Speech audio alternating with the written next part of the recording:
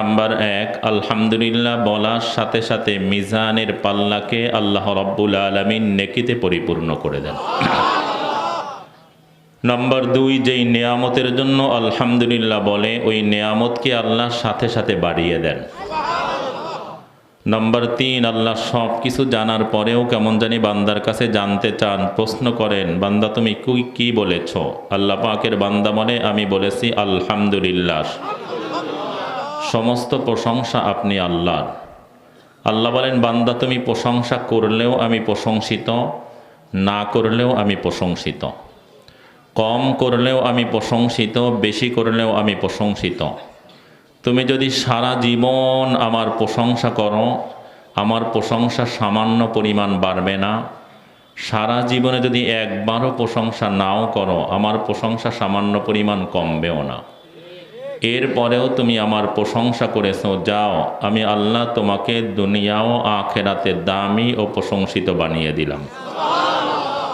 আমরা কি সবাই দুনিয়া আখিরাতে দামি ও প্রশংসিত হতে চাই?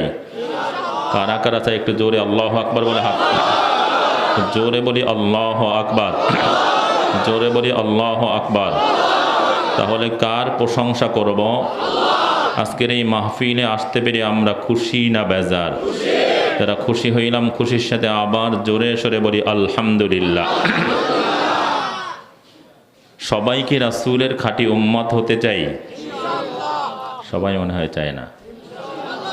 সবাই চাই? কারা কারা চাই একটু আল্লাহু আকবার বলে হাত তোলেন।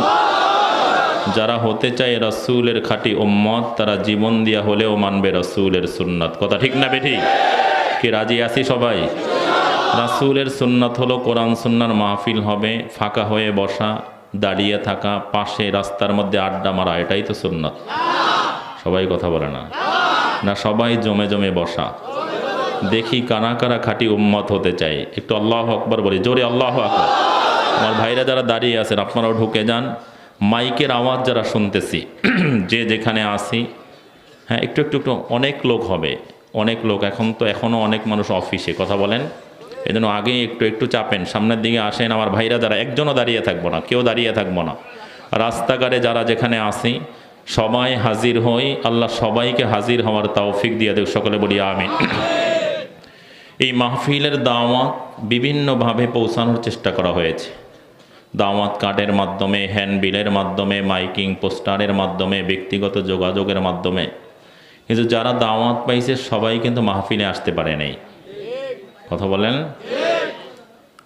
অনেকে দেখবেন মাহফিলের কথা বলে ঘর থেকে বের হয়েছে, বাসার থেকে বের হয়েছে, এই কপাল পোড়ার মাহফিলে আসতে কোনো টাকা পয়সাও খরচ হয় না। এরপরেও দেখবেন এই মাহফিলে ঢোকার তৌফিক হবে না, ওই রাস্তায় আড্ডা মেরে জেলাফি কিনে কিছু কিনে বাসায় যাবে, মাহফিলে আসার সুযোগ হবে না। কথা ঠিক না বেঠিক? আল্লাহ যদি তৌফিক না দিত, আপনি আমিও কিন্তু মাহফিলে আসতে পারতাম না। আল্লাহ পাক আপনাকে আমাকে ওই সকল কপাল পোড়াদের অন্তর্ভুক্ত না করিয়া আপনাকে আমাকে যে মাহফিলে আসার তৌফিক দিলেন, আমরা খুশি না বেজার? যারা খুশি হইলাম, খুশির সাথে আবার জোরে সরে বলি আলহামদুলিল্লাহ। নেক কাজের তৌফিক কে দেন? জোরে আওয়াজ করে বলেন না কে? মহব্বত দরদ দিয়ে ডাক দিয়ে বলেন না আল্লাহ। আল্লাহ শব্দের মধ্যে পাওয়ার আছে না নাই? আল্লাহ শব্দের সঙ্গে যদি আকবার শব্দ যুক্ত হয়, তাহলে আল্লাহ শব্দের পাওয়ার আরো কোটি গুণে বেড়ে যায়। জোরে বলি আল্লাহু আকবার।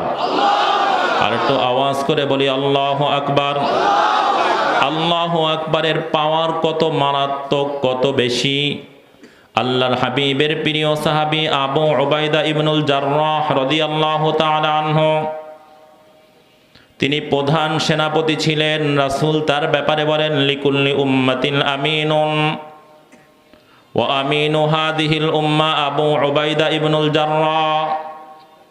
প্রত্যেক উম্মতের একজন বিশ্বস্ত ব্যক্তি রয়েছে, একজন দামি মর্যাদাবান ব্যক্তি রয়েছে। আমার উম্মতের আমিন বিশ্বস্ত ব্যক্তি হলো আবু উবাইদা ইবনুল জাররাহ রাদিয়াল্লাহু আনহু।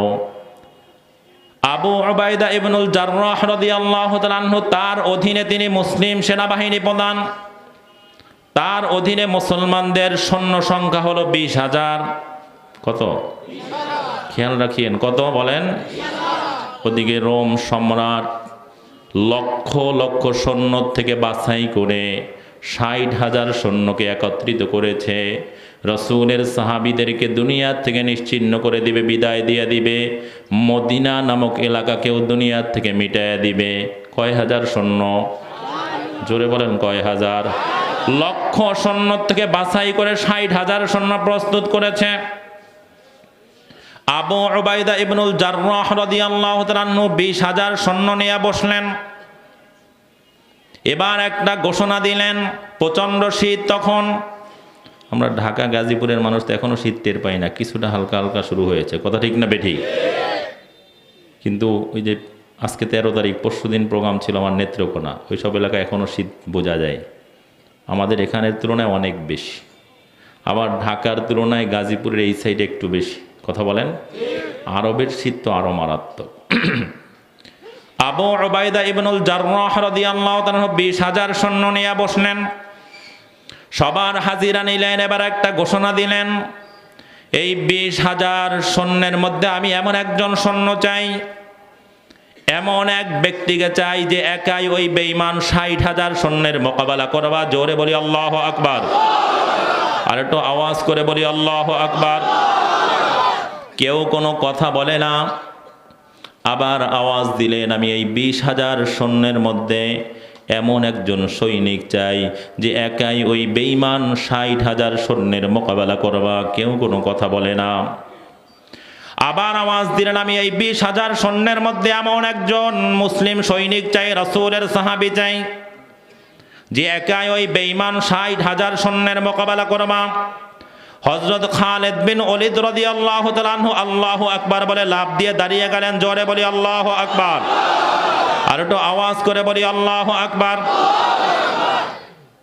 আবু উবাইদা ইবনুল জাররাহ রাদিয়াল্লাহু তাআলা আনহু খুশি হওয়ার কথা ছিল, কিন্তু খুশি হলেন না, বরং প্রচণ্ড রেগে গেলেন।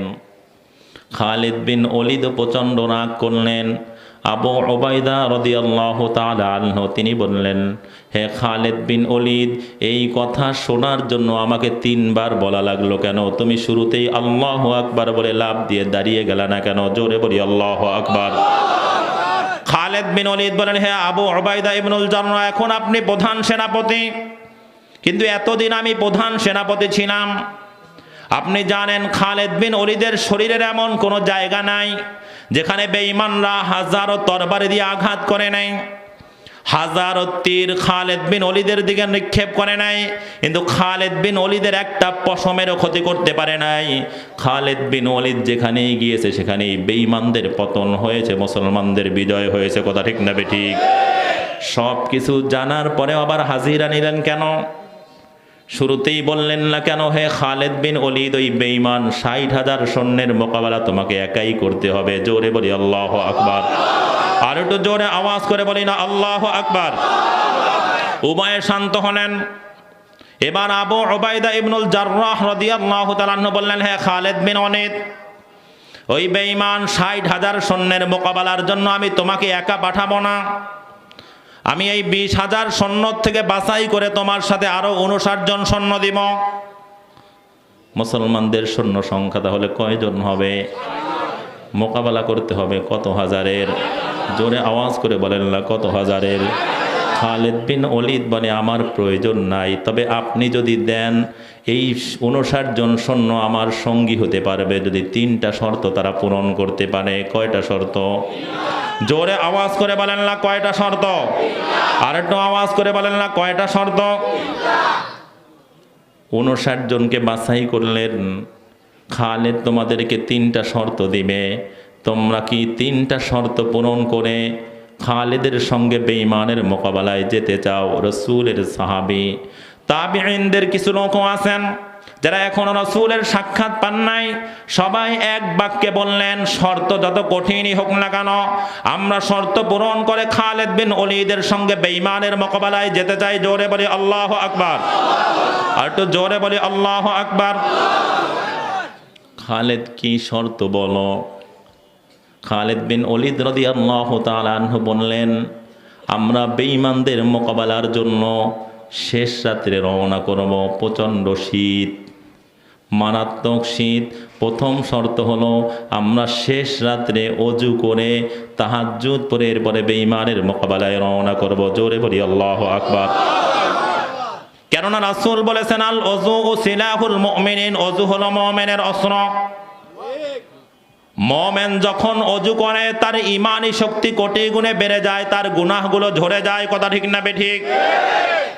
সবাই এক বাক্যে বলল, যত শীতই হোক না কেন, পানি যত ঠান্ডাই হোক না কেন, আমরা অজু করে তাহাজ্জুদ পড়ে খালেদের সঙ্গে রওনা করব, আমরা রাজি আছি। খালেদ 2 নাম্বার শর্ত বলো। 2 নাম্বার শর্ত হলো আমি শেষ রাত্রে তাহাজ্জুদের পরেই আমার ঘোড়াটাকে সবার সামনে সারিবদ্ধ করব। পিছনে তোমরা 59টা ঘোড়া সারিবদ্ধ করবা, আমি আমার ঘোড়াটাকে চালায় দেব। আল্লাহু আকবার, বিদ্যুৎ গতিতে আমার ঘোড়া চলবে। আমার ঘোড়ার পিছনে তোমাদের ঘোড়াগুলো চলতে থাকবে। আমার নির্দেশ না হওয়া পর্যন্ত কেউ ডানেও তাকাতে পারবা না, বামেও তাকাতে পারবা না। অবস্থা যাই হোক না কেন কেউ পিছনেও ফিরে যেতে পারবা না।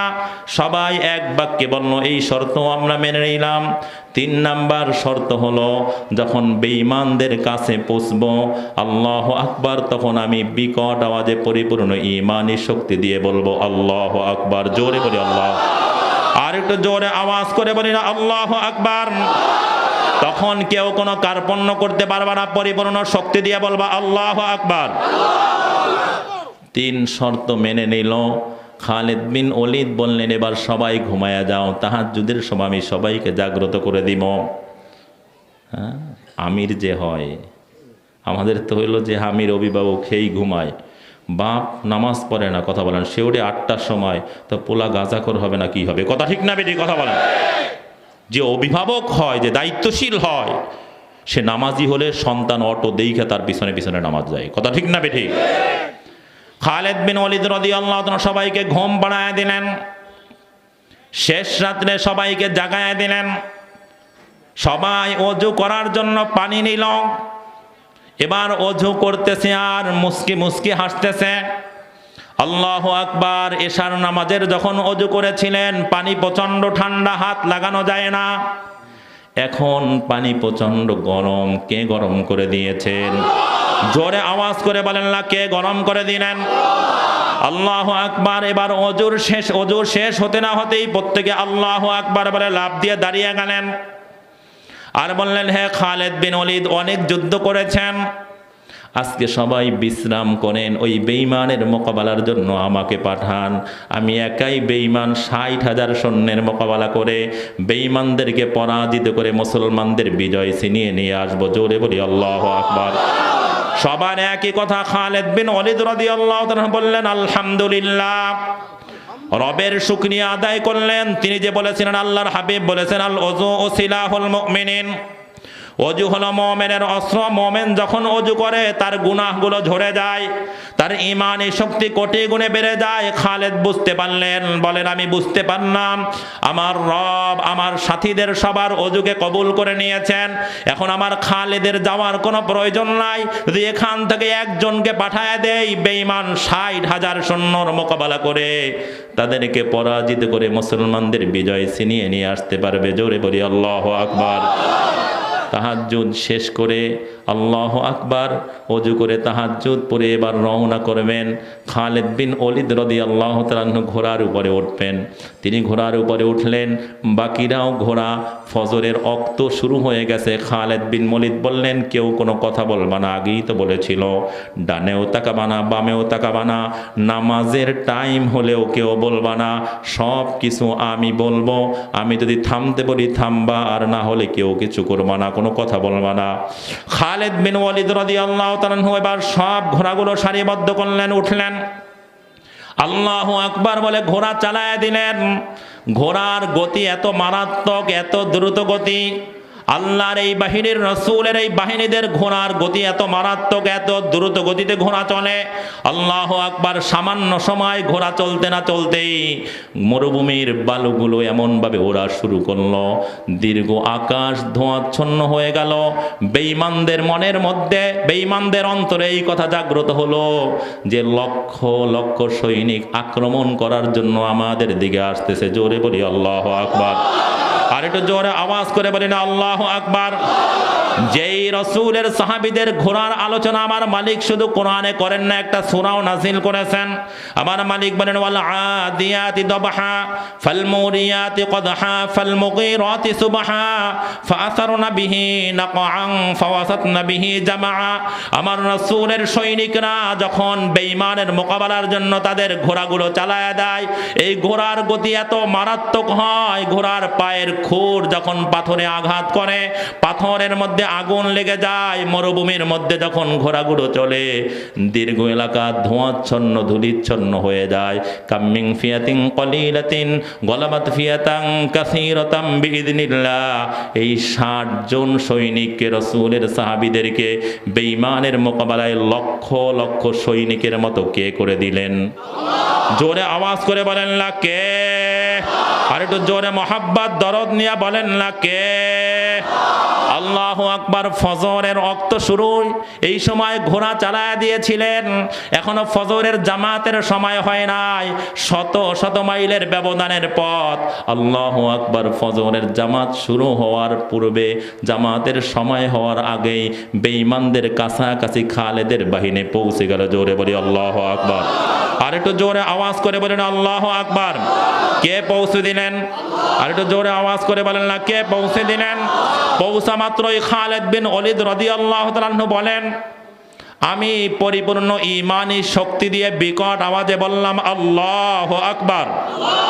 আরো জোরে আওয়াজ করে বলেন আল্লাহু আকবার।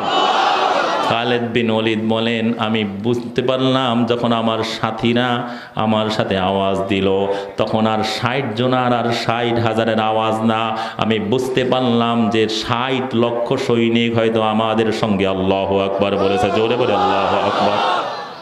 খালিদ বিন ওলীদ বলে, আমার সাথীরা, আমার আনুগত্য আল্লাহর পক্ষ থেকে, রাসূলের পক্ষ থেকে যে আমির নিযুক্ত হয়েছি, আমার আনুগত্য তারা এত করে কেউ ডানে বামে তাকায় নাই, কিন্তু আমি যুদ্ধের কৌশলগত কারণে আমার সাথীদেরকে পরিচালনার জন্য ডানে তাকাইলাম, বামে তাকায় দেখি লক্ষ লক্ষ আসমানি ফেরেশতা আমাদের সঙ্গী হয়ে গিয়েছে। জোরে বলি আল্লাহু আকবার। জোরে আওয়াজ করে বলেন আল্লাহু আকবার। খালিদ বিন ওলীদ বলে, এদিকে বিকট আল্লাহু আকবারের আওয়াজ, ওদিকে বেঈমানদের মধ্যে চিল্লাচিল্লি শুরু হয়ে গেছে। দানা উতরুকনা লা নাকতুলকুম আবাদা, হে খালিদ আমাদেরকে ছেড়ে দাও, আমাদেরকে মাফ করে দাও, আর কোনোদিন তোমাদের সঙ্গে যুদ্ধ করব না। আল্লাহু আকবার। বেঈমানদের মধ্যে চিল্লাচিল্লি। খালিদ বিন ওলীদ বললেন, হে আমার সাথীরা, খবরদার কেউ একটা আওয়াজও করবা না, আর শান্ত হও, কেউ আক্রমণ করবা না। এখন আমরা আগে ফজরের নামাজ জামাতের সঙ্গে আদায় করব, জিকির আজকার করব, মাসনুন দোয়া পড়ব, ইশরাকে রক্ত হলে ইশরাক পড়ার পরে পরবর্তী সিদ্ধান্ত দিব। জোরে বলি আল্লাহু আকবার। বিকট চিল্লাচিল্লির আওয়াজ, শুধু আমাদেরকে ছেড়ে দাও, মাফ করে দাও। এই লক্ষ লক্ষ সৈনিকদের মোকাবেলা আমরা করতে পারবো না, আমরা তো মাত্র 60,000। মুসলমানদের সংখ্যা শুনেছি সামান্য, অল্প কয়েকজন, এই লক্ষ লক্ষ সৈনিক তোমরা কোথা থেকে পেয়েছো? আমাদেরকে ছেড়ে দাও, মাফ করে দাও।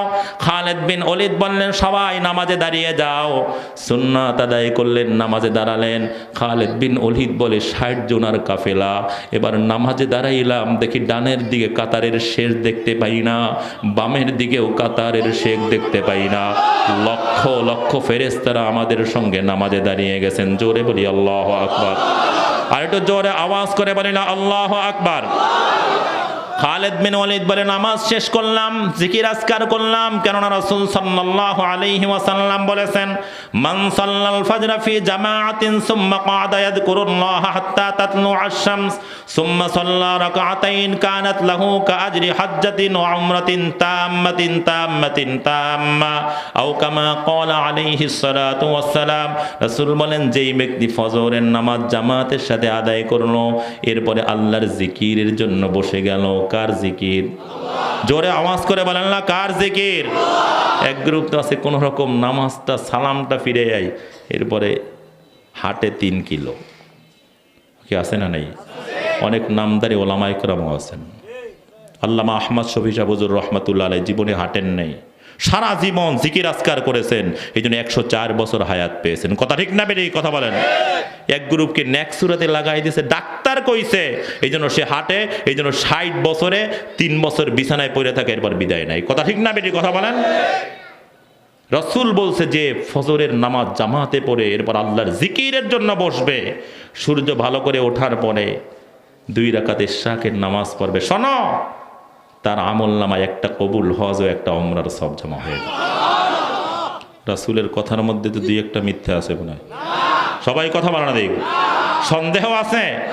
তাহলে এখন থেকে যারা নামাজি, হ্যাঁ আপনি হাঁটেন 50 কিলো হাঁটেন, কোনো আপত্তি নেই, কিন্তু ফজরের পরে মাসনুন দোয়া পড়েন, জিকির তেলাওয়াত করেন। ফজরের রক্ত শেষ হওয়ার 12 মিনিট পর থেকে ইশরাক পড়া যায়, 10-12 মিনিট পরে ইশরাক পড়ে এরপরে আপনি বের হন।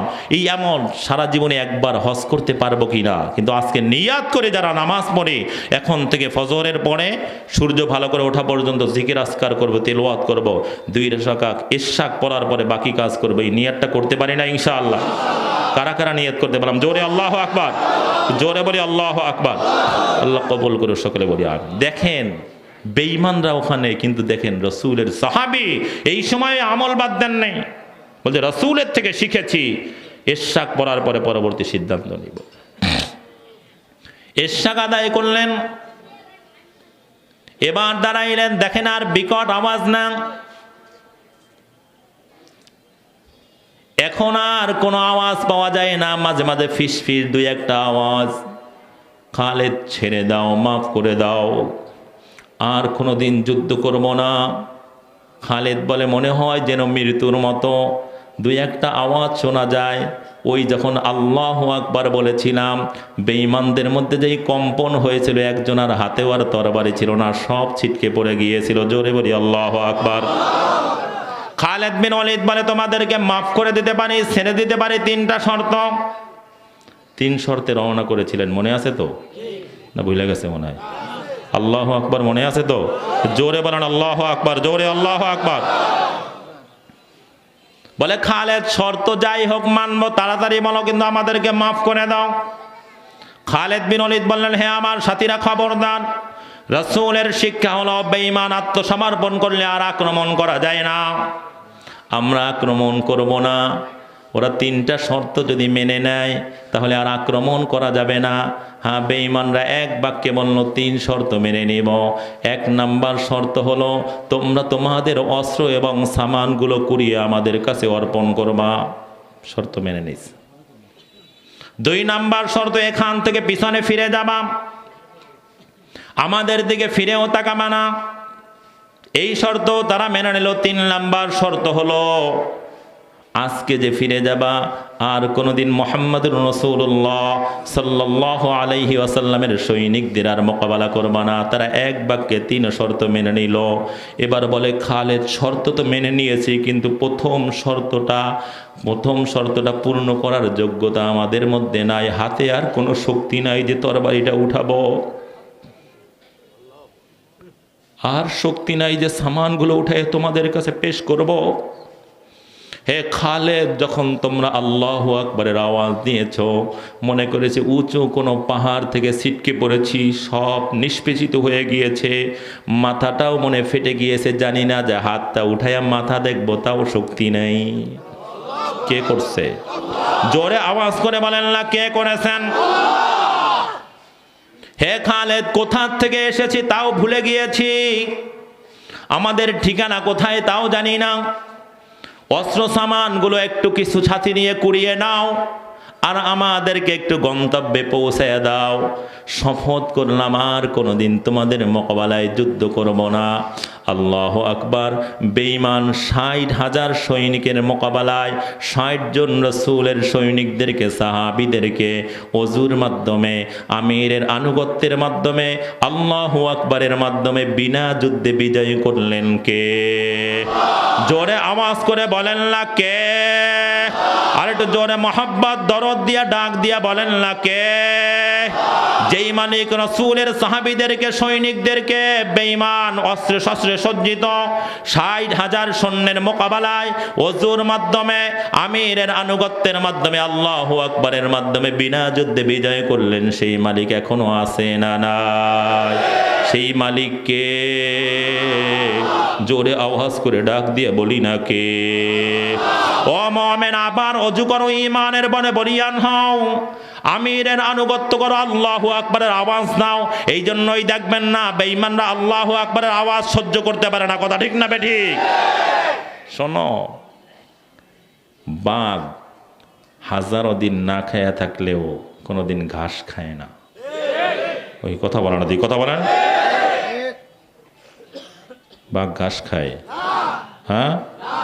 মুসলমানরা হাজারো নির্যাতনের শিকার হলেও, ফাঁসির কাছে ঝুললেও কোনো বেঈমানদের কাছে মাথা নত করে না। কথা ঠিক না বেটি?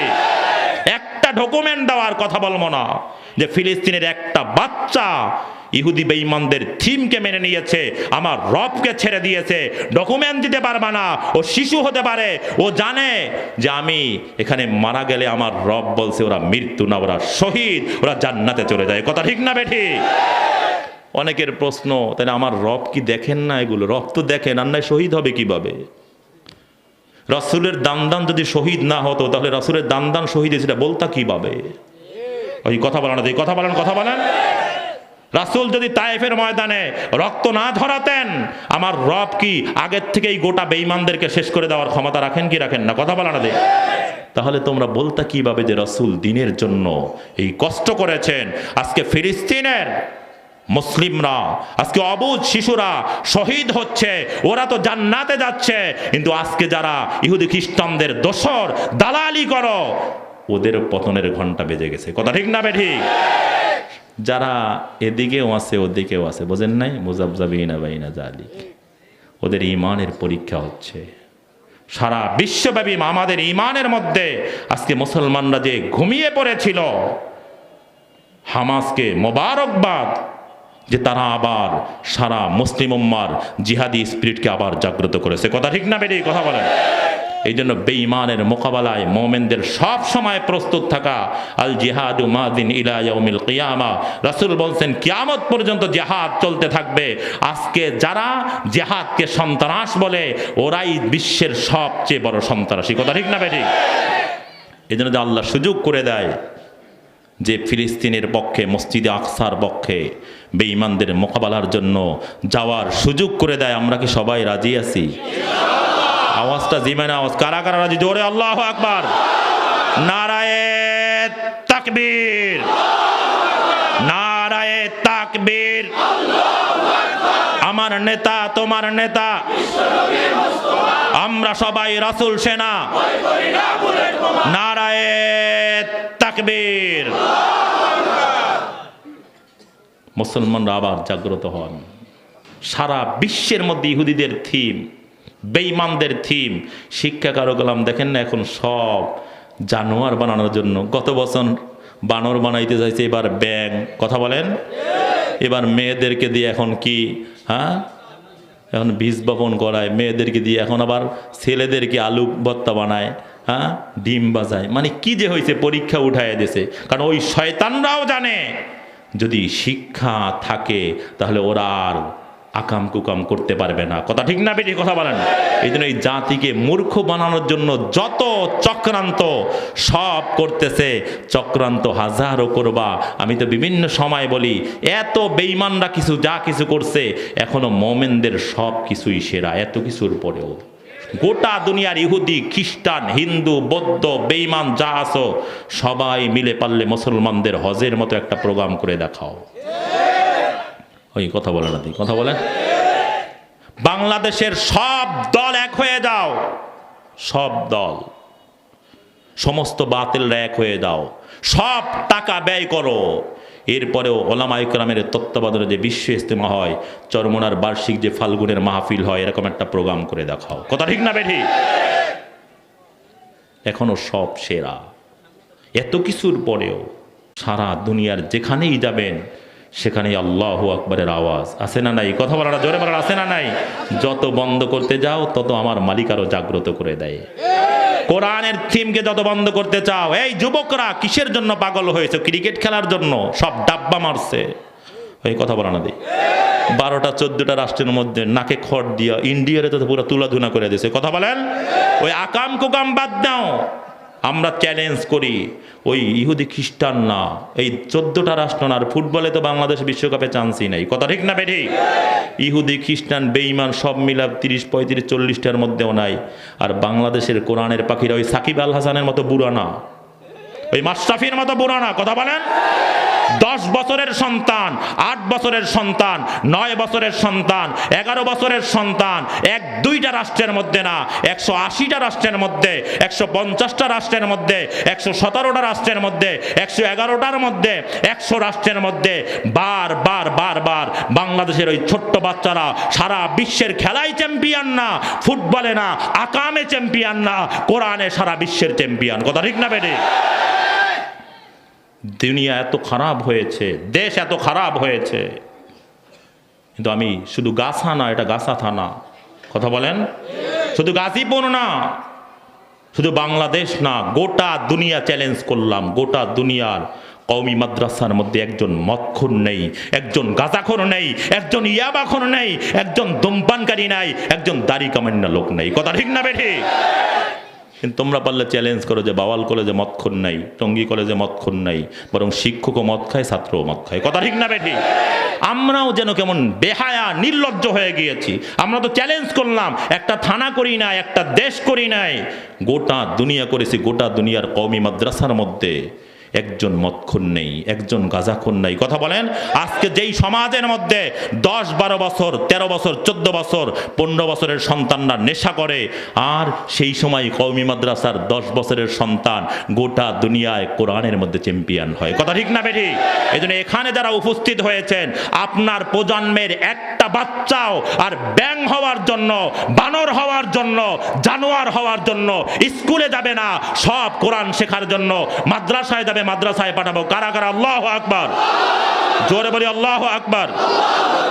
এটা কি মাহফিলের মধ্যে আল্লাহু আকবার না বাস্তবেও হবে? আল্লাহ কবুল করুন, সকলে বলি আমিন। সবাই রাজি আছি তো? আল্লাহ সকলকে কবুল করুন, সকলে বলি আমিন। শিক্ষাই জাতির মেরুদণ্ড, জাতি টিকে থাকলে কথা বলেন, শিক্ষা টিকে থাকলে জাতি টিকে থাকবে, শিক্ষা ধ্বংস হয়ে গেলে জাতি ধ্বংস হয়ে যাবে। এরকম একটা স্লোগান আছে না নাই? সবাই কথা বলে না দেই, কথা বলেন, এরকম স্লোগান আছে না নাই? হ্যাঁ, বাস্তব কথাই তো। শিক্ষা টিকে থাকলে জাতি টিকে থাকবে, আর শিক্ষা ধ্বংস হয়ে গেলে জাতি ধ্বংস হয়ে যাবে। জাতি শব্দটাকে 2টা ভাষায় ব্যক্ত করা হয়, 2 ভাবে ব্যক্ত করা হয়। তখন রাজনৈতিকভাবে জাতি শব্দকে ব্যক্ত করা হয়। রাজনৈতিক জাতি বলা হয় একটি নির্দিষ্ট ভৌগোলিক সীমারেখার মাঝখানে যারা বসবাস করে, লোকটা হিন্দু হোক, খ্রিস্টান হোক, ইহুদি হোক, বৌদ্ধ হোক, শিখ হোক, নাস্তিক হোক, সে একই জাতির অন্তর্ভুক্ত।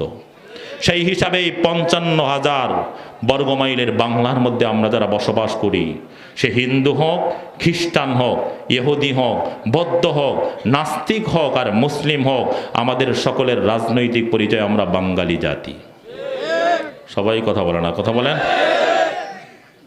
ধর্মীয় পরিভাষায় জাতি বলা হয় কোন নির্দিষ্ট ভৌগোলিক সীমারেখা না, সারা বিশ্বের যেখানেই, চাই সেটা মঙ্গলে হোক না কেন, চাই সেটা চাঁদের দেশে হোক না কেন, সারা বিশ্বের যেখানেই বসবাস করুক না কেন, যদি একই ধর্মকে অনুসরণ করে তাহলে তারা একই জাতির অন্তর্ভুক্ত। সেই হিসেবে সারা বিশ্বে প্রায় 200 কোটি মুসলিম, তার বসবাস আফ্রিকায় হোক না কেন, আমেরিকায় হোক না কেন, ইউরোপে হোক না কেন, মঙ্গলে থাকুক না কেন, এশিয়ায় হোক না কেন, বাংলার যে কোনো জায়গায় হোক না কেন, সারা বিশ্বের এই 200 কোটি মুসলিম, আমাদের জাতীয় পরিচয় আমরা মুসলিম জাতি। কথা ঠিক না বেঠিক?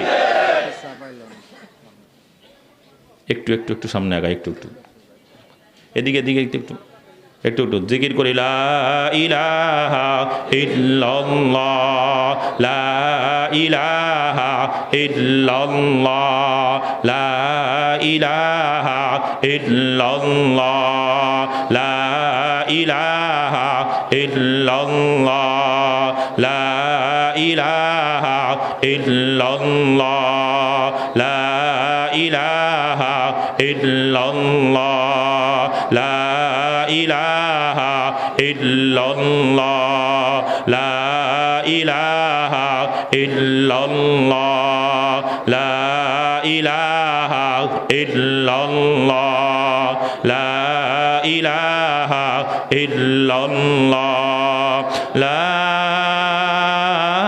ইলাহা ইল্লাল্লাহ, মুহাম্মাদুর রাসূলুল্লাহ।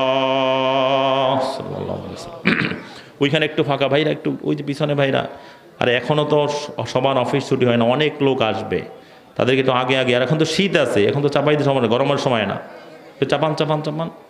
রাখে নাই জাকারিয়া, রাখে নাই। কে রাখছেন? তোমাদের জাতীয় পিতা ইব্রাহিম তোমাদের একটা জাতীয় নাম রাখছেন, সেটা হলো মুসলিম। সবাই বলে না দেয় কি নাম? আমাদের জাতীয় পরিচয় কি বলেন? আরো জোরে বলেন, আমাদের জাতীয় পরিচয়। রাজনৈতিক শিক্ষা যদি রাজনৈতিক জাতির মেরুদণ্ড হয়, তাহলে ইসলামী শিক্ষা মুসলিম জাতির মেরুদণ্ড। কথা ঠিক না বেঠি? ইসলামী শিক্ষা টিকে থাকলে মুসলিম জাতি টিকে থাকবে, ইসলামী শিক্ষা ধ্বংস হয়ে গেলে মুসলিম জাতি ধ্বংস হয়ে যাবে। এই জন্য ডারউইনের বানরের থিম ঢুকানো হয়, কিন্তু কোরআন সুন্নাহর কোনো অংশ স্কুল কলেজে রাখা হয় না। কথা ঠিক না বেঠি? ঢাকা ইউনিভার্সিটি 1921 সালে প্রতিষ্ঠিত হয়েছে, আজকে 2023। এই 102-3 বছর এর মধ্যে এখান থেকে একজন কোরআনের হাফেজ তো দূরের কথা, একজন কোরআন সহি পড়ানেওয়ালাও এখান থেকে বের হয় নাই, মানে হাজারো নাস্তিক বের হয়েছে। কথা ঠিক না বেঠি? আর ছোট্ট একটা কওমি মাদ্রাসার থেকে দেখবেন, ছোট্ট মাদ্রাসা থেকে প্রতি বছর 8 জন 10 জন, একটু বড় হইলে 20 জন 50 জন, আর বড় মাদ্রাসার এখান থেকে হাজার হাজার আলেম বের হয়, হাফেজে কোরআন বের হয়। কথা ঠিক না বেঠি? এই জন্য ওরাও চিন্তা করছে, দেখেন গানে অনুমতি লাগে না, আকামে অনুমতি লাগে না। কথা বলেন, মাহফিল করবেন, কয় মেন রাস্তার দিকে মাইক দেবেন না, কারণ দিলে যদি আবার মেন রাস্তার রোগগুলো কোরআনের আলো পায়, ওরা যদি আবার ভালো হয়ে যায় তাহলে আকামে বাধা দিবে। কথা ঠিক না বেটি? কথা বলেন, কত প্রোটোকল, কত কিছু। এইটা করে 10টার পরে চালাইবেন না। আর হেরা গাঁজা খায় সারা রাত্র, মদ খায়, টাল হইয়া পড়ে থাকে, এতে কোনো অসুবিধা নেই। কথা ঠিক না বেঠি? সবাইরে মদখোর বানাতে চায়, না পারবা না। কোরআন ওয়ালারা যতক্ষণ থাকবে, কওমি মাদ্রাসা থাকবে, বেঈমানরা হাজারো চক্রান্ত করেছিল দিল্লির মধ্যে, হ্যাঁ, ভারত উপমহাদেশের মধ্যে আলেমদেরকে জবাই দিয়া লাশ গাছের মধ্যে ঝুলাইয়া দিয়েছিল, কোরআনের কবিকে জ্বালিয়ে দিয়েছিল, হাজারো চক্রান্ত করেছিল, কিন্তু না, কোরআনের এই মিশনকে বন্ধ করতে পারে না, এবার মিশন আরো বাড়ছেই। কথা ঠিক না বেটি? কথা বলেন। 1866 সনে প্রত্যেক গাছে গাছে আলেমদের লাশ, ওদিকে কোরআন পড়ায়া দেওয়া হচ্ছে, জ্বালায়া দেওয়া হচ্ছে আলেমদেরকে উলাঙ্গ করে। এই মারাত্মক এক অবস্থায় হুজ্জাতুল ইসলাম কাসেম নানুতুবি রহমতুল্লাহ আলাইহি চিন্তিত হলেন, কি হবে আলেমদের অবস্থা।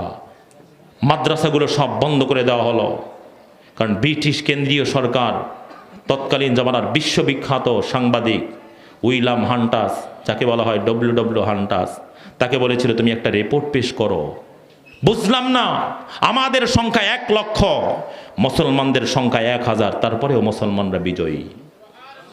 আমাদের সংখ্যা 3 লক্ষ, মুসলমানদের সংখ্যা মাত্র 300, তারপরেও মুসলমানরা বিজয়ী। কারণটা কি?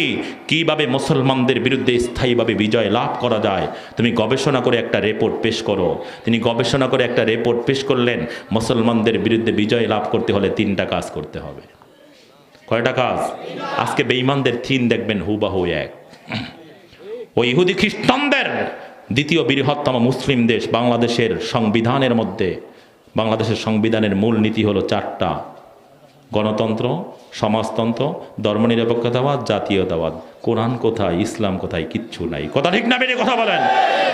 ওই লেনিনের সব ঠিক আছে, কালমার্সেরটা ঠিক আছে, আব্রাহাম লিঙ্কনটা ঠিক আছে, হিন্দু বেঈমানদেরটা ঠিক আছে, আর সর্বকালের সর্বশ্রেষ্ঠ মহামানব মুহাম্মদুর রাসূলুল্লাহ আনিত ইসলাম নেই, কোরআন নাই। আসলে ওরা আমাদেরকেও বেঈমান বানাতে চায়। কথা ঠিক না বেঠিক? তো 3টা কাজ করতে হবে।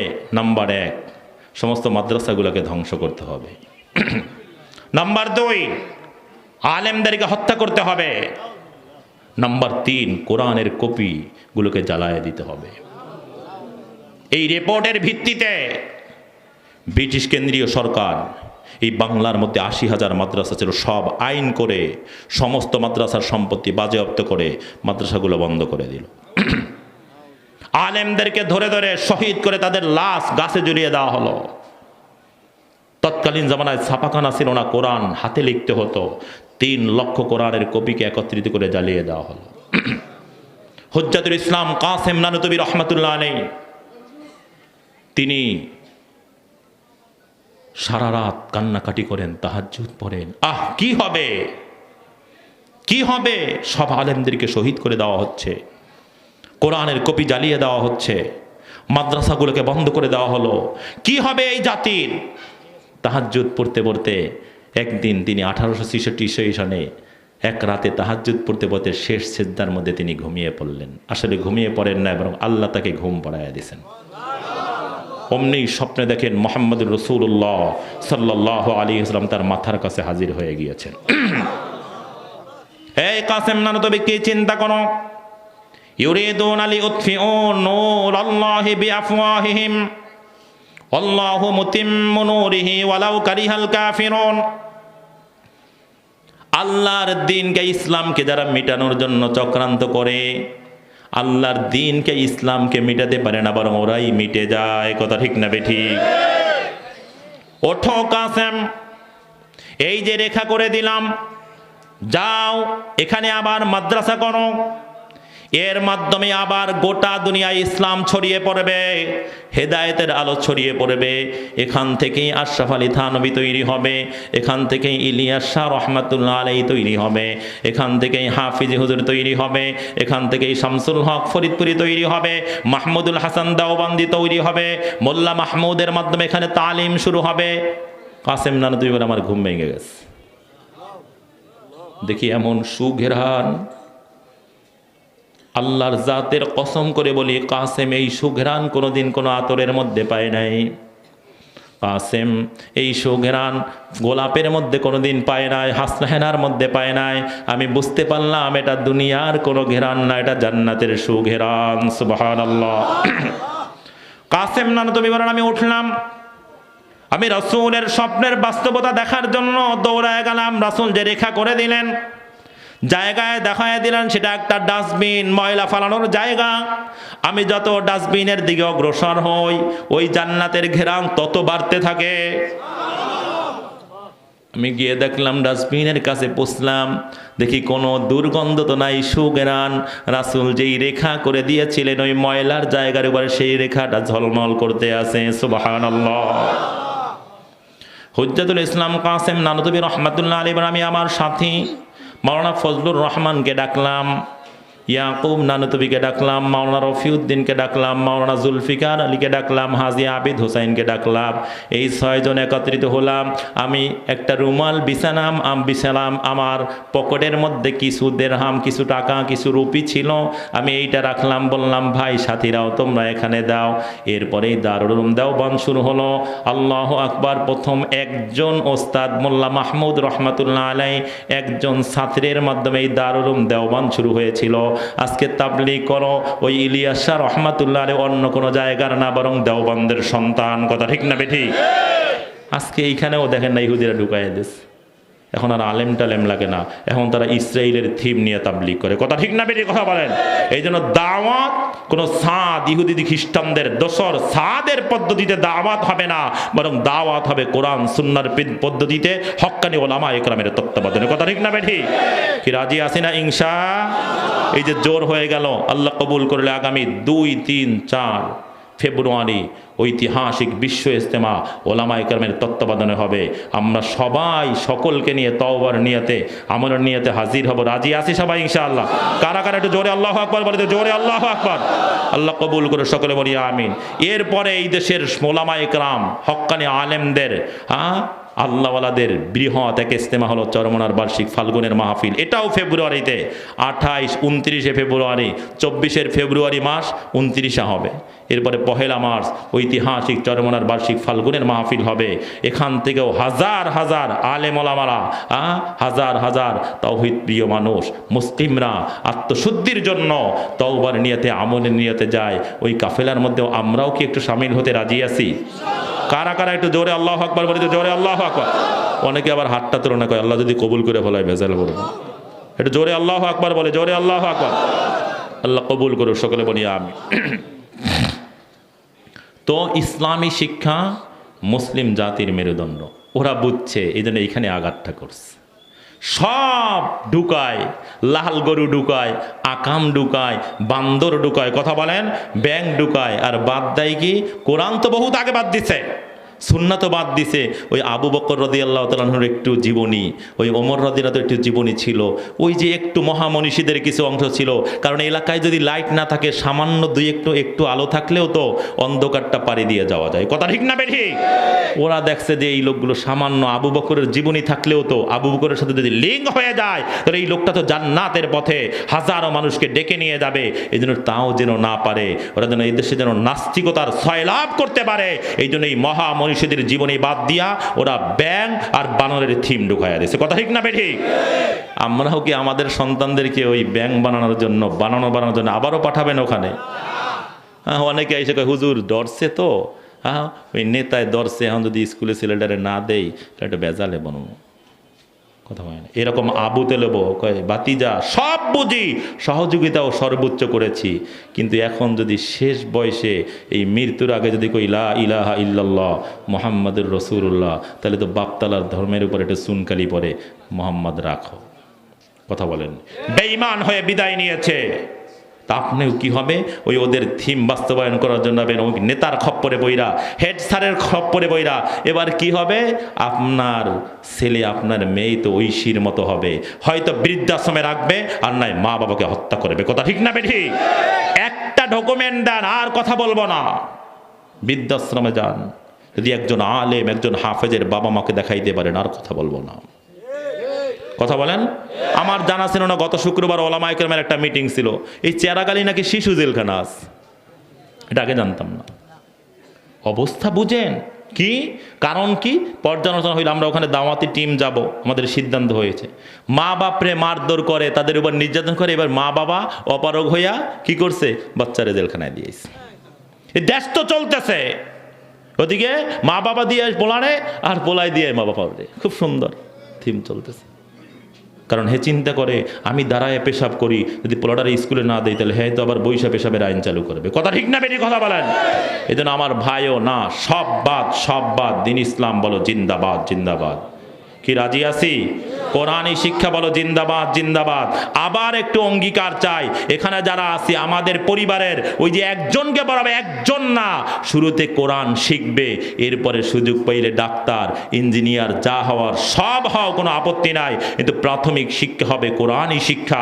কোরআন শেখানোর জন্য মাদ্রাসায় পাঠাবো। কারা কারা নিয়ত করতে পারলাম? জোরে আল্লাহু আকবার, একটু জোরে বলি আল্লাহু আকবার, আর একটু জোরে বলি আল্লাহু আকবার। আল্লাহ কবুল করুক, সকলে বলি আমিন, একটু জোরে বলি আল্লাহুম্মা আমিন। তাহলে কোরআন সবার সেরা। বলেন তো কোরআন দামি না রাসূল দামি? এক কথায় উত্তর, কোরআন দামি, এখানে দ্বিতীয় কোনো অপশন নেই। কিন্তু আমার রব এই আইন করে নাই যে আমার রাসূলকে কেউ বিনা ওযুতে ধরতে পারবা না, কাবাকে বিনা ওযুতে ধরতে পারবা না, কিন্তু আমার রব আইন করছে লা ইয়ামাসসুহু ইল্লাল মুতাহহারুন, আমার কোরআনকে কেউ বিনা ওযুতে স্পর্শ করতে পারবা না। কোরআনের কারণে রাসূল দামি হয়েছে, কোরআনের কারণে মসজিদে হারাম দামি হয়েছে, মসজিদে নববী দামি হয়েছে। গোটা দুনিয়ার মধ্যে কারা সবচেয়ে দামি?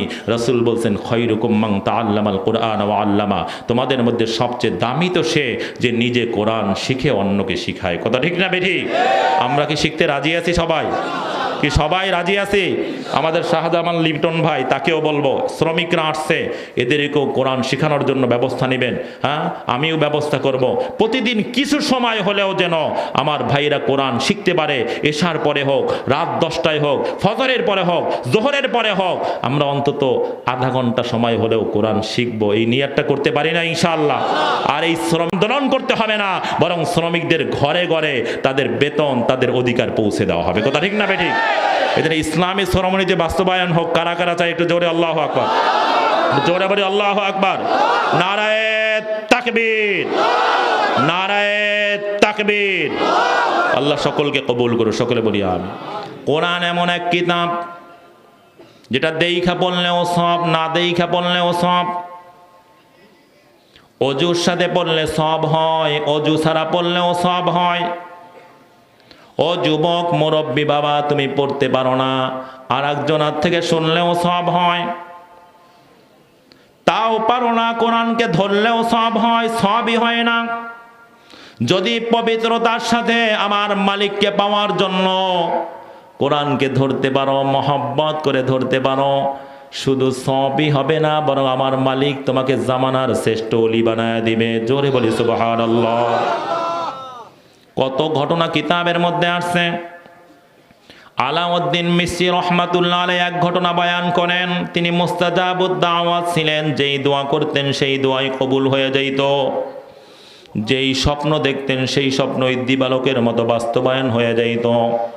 আলাউদ্দিন মিসরি রহমাতুল্লাহ আলাইহি সারা জীবনে তাহাজ্জুদ মিস করেন নাই। এক রাত্রে তাহাজ্জুদ পড়তেছেন, তাহাজ্জুদ পড়তে পড়তে তাহাজ্জুদের শেষ সিজদার মধ্যে ঘুমায়া পড়লেন, কাসেম নানতবীর মতো। আল্লাহু আকবার। আসলে ঘুমায় পড়েন নাই, কে ঘুম পাড়ায়া দিছেন? জোরে আওয়াজ করে বলেন না কে? আলাউদ্দিন মিসরি বলে, ঘুম আমার চোখ লাগতে দেরি, অমনি দিহা আমার মালিক আল্লাহ আমার মাথার কাছে হাজির হয়ে গেছেন।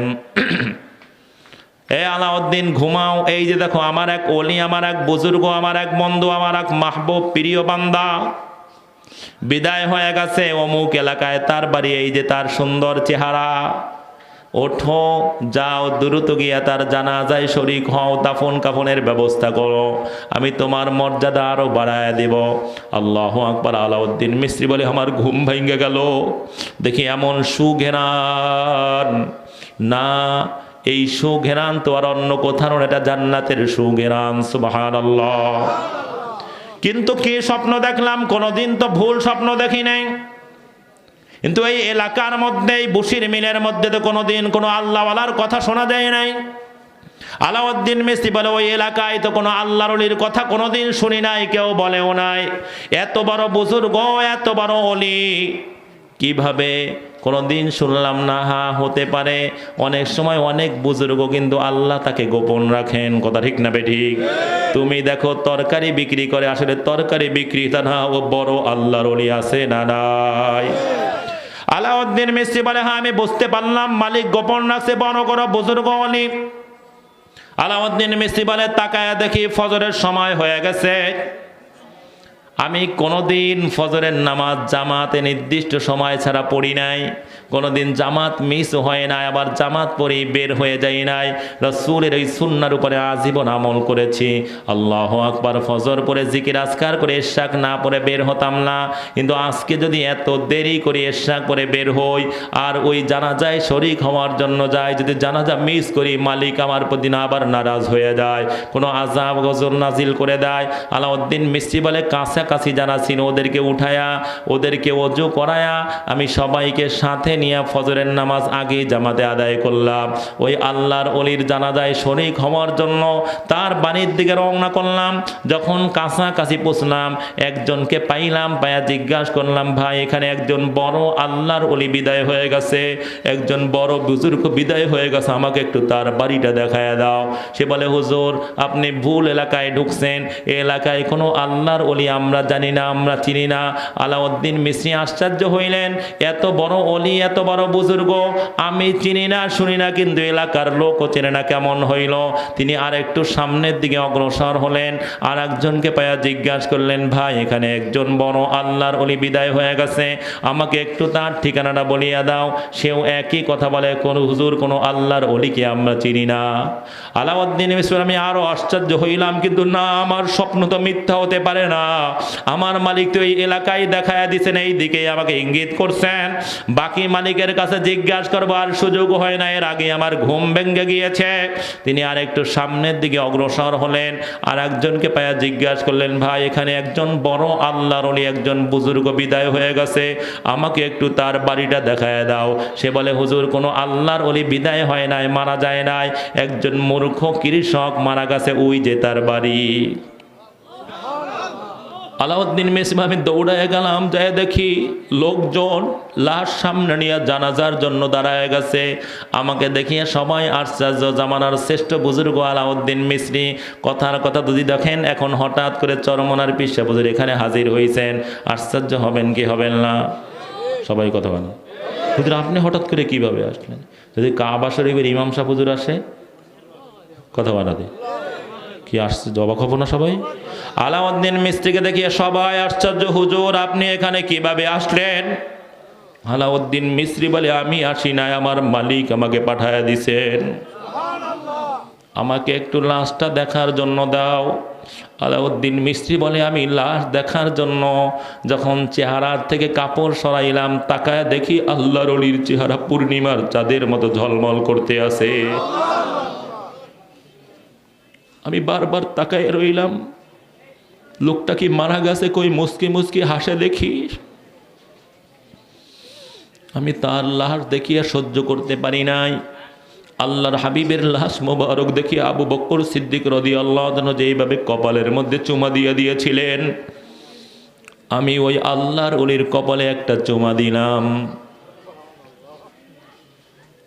এবার লোকজনকে জিজ্ঞাসা করলাম, ও আমার ভাইরা, এই লোকটা কি আমল করিয়া আমার মালিকের এত বড় ওলি হয়ে গেল, আমার মালিকের এত বড় বুজুর্গ হয়ে গেল? কয় হুজুর কি বলেন, তো একজন মূর্খ কৃষক, এর কোনো আমল আমরা বলতে পারি না। কয় তোমরা একটু অপেক্ষা করো, কে আছে তার বাড়িতে, কি আমল করিয়া আসে এত বড় ওলি হইল, ওই আমল আমাকে জানাই লাগবে, ওই আমল করিয়াই আল্লাহর ওলির সঙ্গে আমাকে হওয়াই লাগবে। কয় হুজুর তার স্ত্রী বাড়িতে কান্নাকাটি করতেছে। কয় হা, স্ত্রী স্বামী সম্পর্কে সব চাইতে ভালো বলতে পারে। আলাউদ্দিন মিসরি বলেন, অপেক্ষা করো। তিনি দৌড়ায় গেলেন, উঠানে গিয়ে আওয়াজ দিলেন, ও মা, ও মা বলে আওয়াজ দিলেন তার স্ত্রী কান্নাকাটি করে, কিন্তু বুঝতে পারলেন জামানার শ্রেষ্ঠ বুজুর্গ আলাউদ্দিন মিসরি তার বাড়িতে।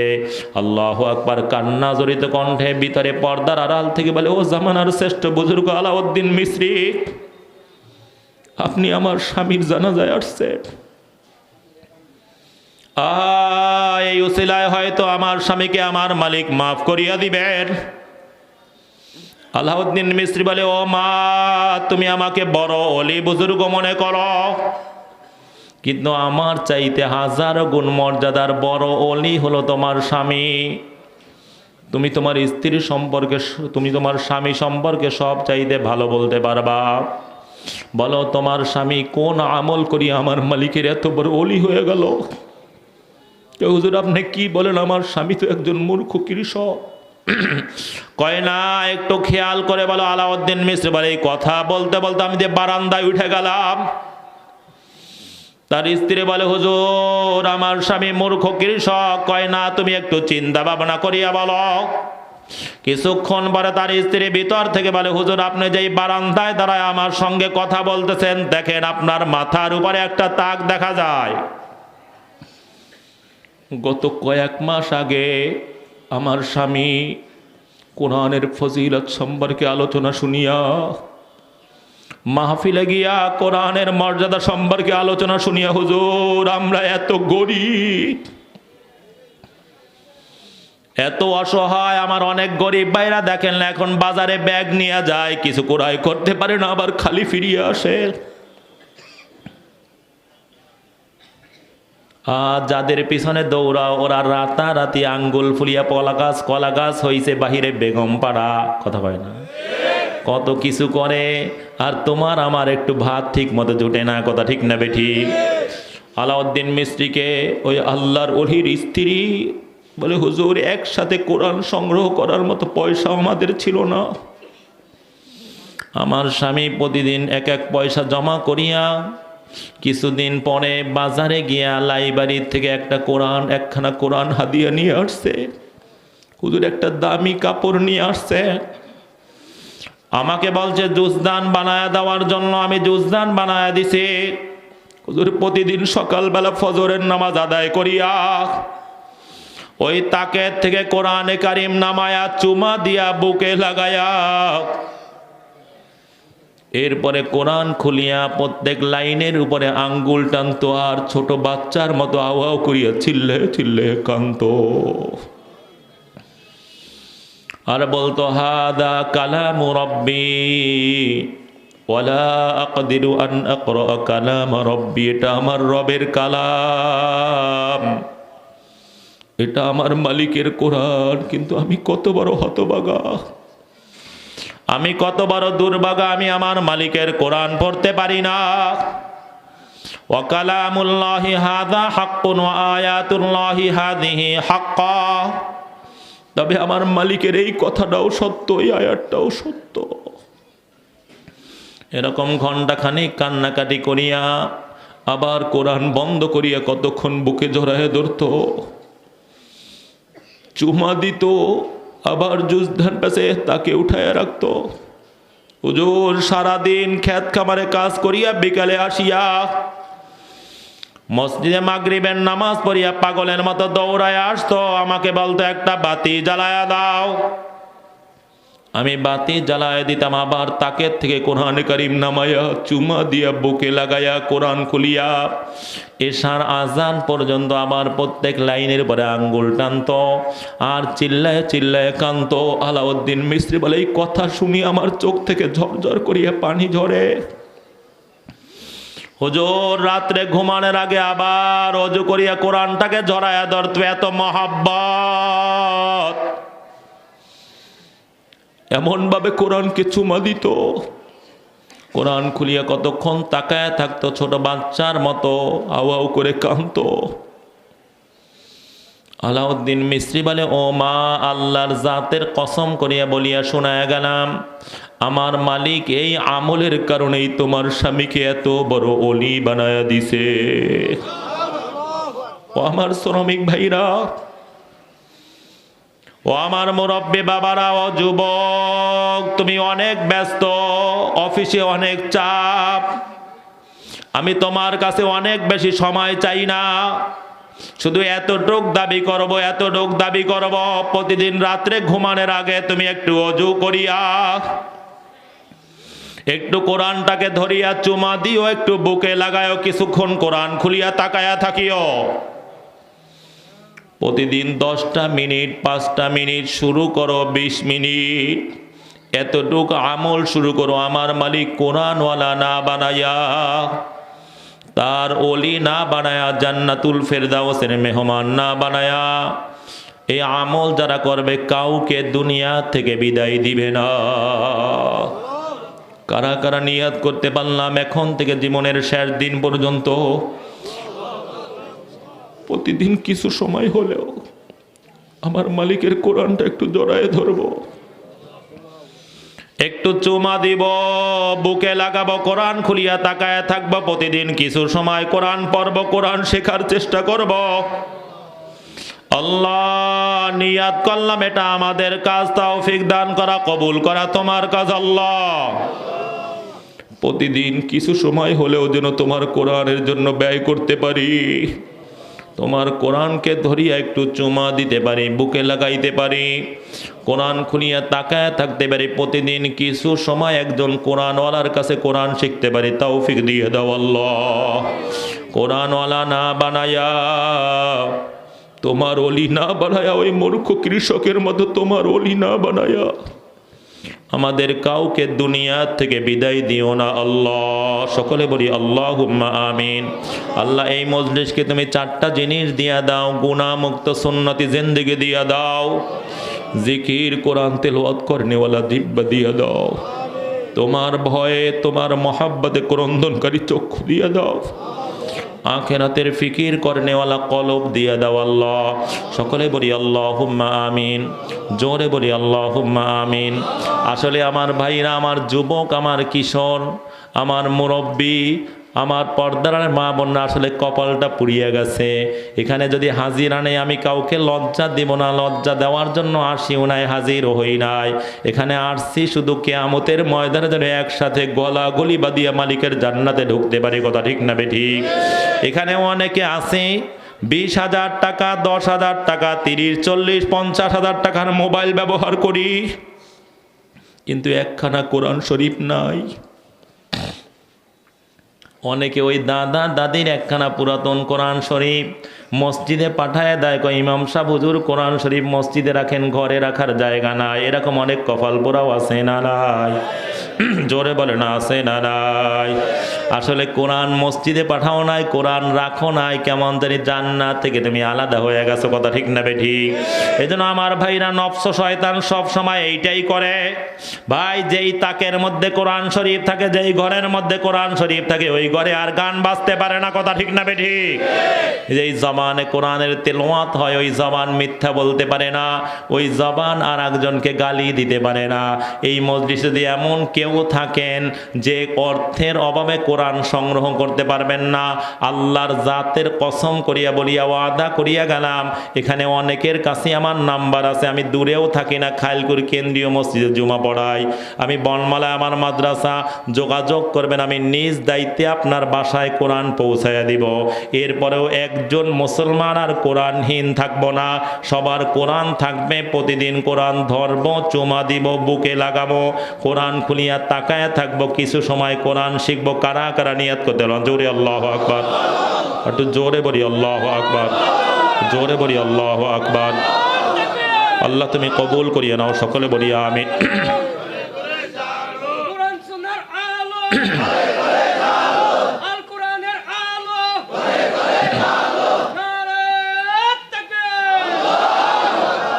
শোনেন, কোরআনের আলোচনা শুনলাম, এখন একটু কোরআনের ছাত্র হওয়ার দরকার আছে না নাই? সবাই কথা কয় না দি? এই যে ছাত্র হইলাম, আর কোনোদিন ঈদ হোক আর বিয়া হোক, বুঝেন নাই, এই দুইটাই মানুষ অন্য সব ভুলে যায়, বুঝেন না? এই সময় ওই তালে থাকে, ঈদ নিয়ে তালে থাকে আর বিয়া নিয়ে তালে থাকে। কোনো দিন সব ছুটতে পারে, কিন্তু কোরআন পড়া, কোরআন ধরা, কোরআন চুমা দেওয়া বন্ধ হবে না। আওয়াজটা ভালো হয় না কি? রাজি আছি সবাই? সবাই রাজি? আজকে কি সবাই কোরআনের ছাত্র হতে রাজি আছি? এই যে ছাত্র হন, রাজি সবাই? কারা কারা একটু জোরে আবার আল্লাহু আকবার, জোরে আল্লাহু আকবার।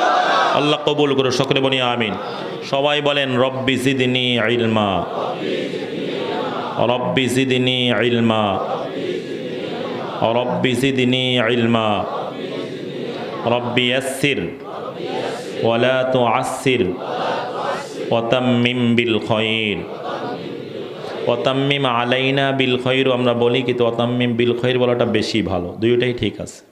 রব্বিশ রহলি সদরি ওয়াসিরলি আমরি ওয়াহলুল উকদাতাম মিন লিসানি ইয়াফকাহু কওলি। আউযু বিল্লাহি মিনাশ শাইতানির রাজীম। সবাই সবাই জোরে আওয়াজে বলেন আউযু বিল্লাহি মিনাশ শাইতানির রাজীম।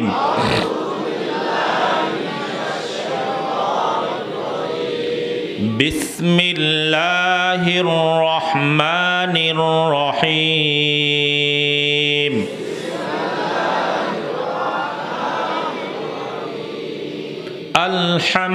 আলহামদুলিল্লাহি রাব্বিল আলামিন।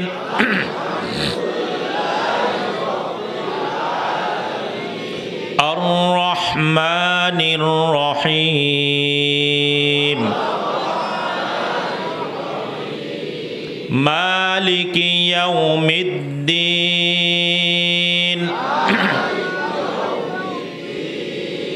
ইয়্যাকা না'বুদু ওয়া ইয়্যাকা নাস্তাঈন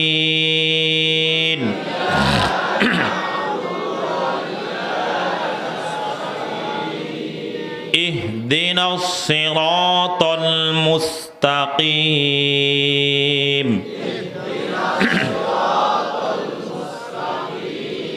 সিরাতাল লাযীনা আন'আমতা আলাইহিম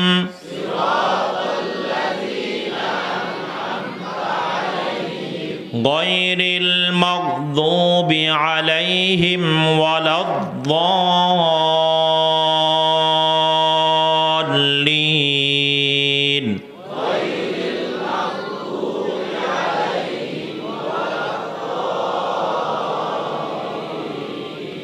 আমিন।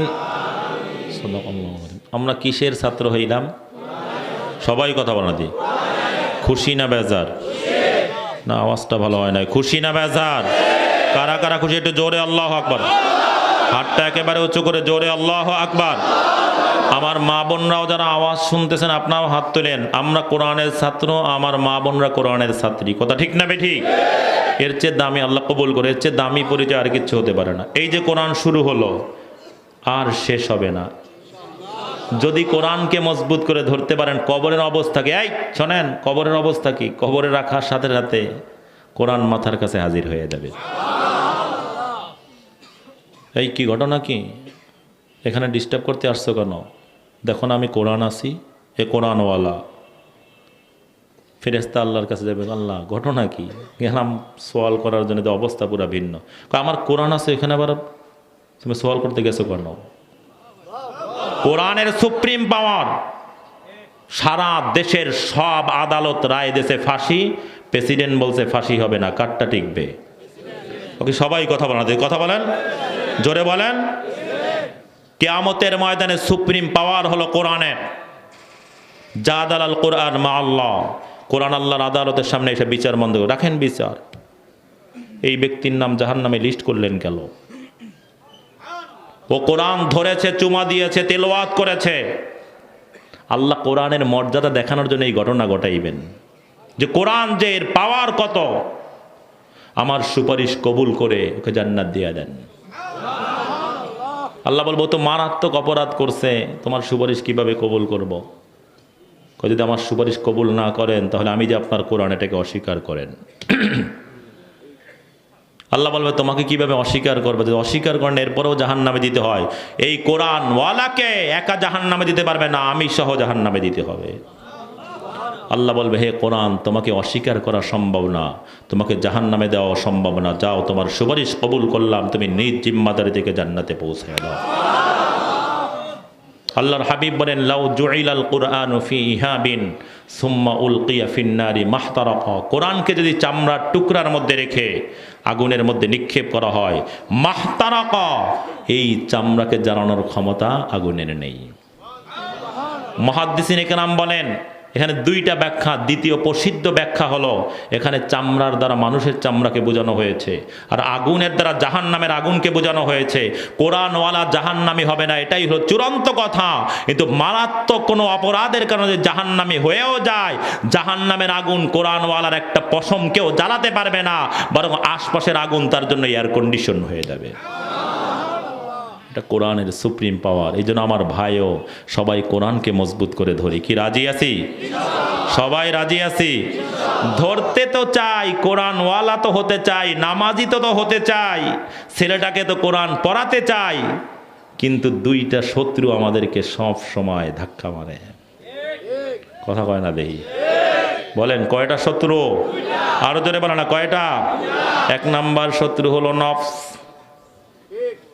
আজকেও সবাই নিয়ত করছে, কিন্তু এই কোরআন দেখবেন মোবাইল অনেকে দুইটা তিনটা ঠিক আছে, কিন্তু মাসকে মাস চলে যাবে ওই নফস। আরে বেটা রমজান আইতেছে, বলো তুই এখনই শুরু করবি? বলো সামনে রমজানে করবি? কি কথা বানা দিই? রমজান আছে বেটা, এই এখন বেটা এতে কাফের সময় ওই সময় শুরু করবি। আর এতে কাফের কয় বলত বেটা 27-এর দিন শুরু করবি, ওই দিন কোরআন নাজিলের রাত্র। কথা কয় না দিই, কথা বলেন। 27 দিন কবে আজকে সবাই ইবাদত করে, তুই কোরআন লবি না, পাগল জানি কোথাকার। আজকে একটু নামাজ কালাম পড়, কথা বলেন, একটু কবর টবর জিয়ারত কর। এই যে বছর শেষ করতে করতে করতে করতে হঠাৎ আজরাইলের সাথে সাক্ষাৎ, আর শুরু হয় নাই। কথা বলেন না দিই, কথা বলেন। অনেকে নিয়াত করছে দাড়ি রাখবে, রাখতে রাখতে বুড়া দাড়িহীন বিদায় হয়ে গেছে, আর দাড়ি রাখার সুযোগ হয় নাই। এই নফস ধাক্কা মারছে, কথা বলেন। নামাজ পড়বো পড়বো পড়বো পড়বো পড়বো পড়বো 60, আর নামাজ ধরার সুযোগ হয় নাই, কবরে চলে গেছে, আছে না নাই?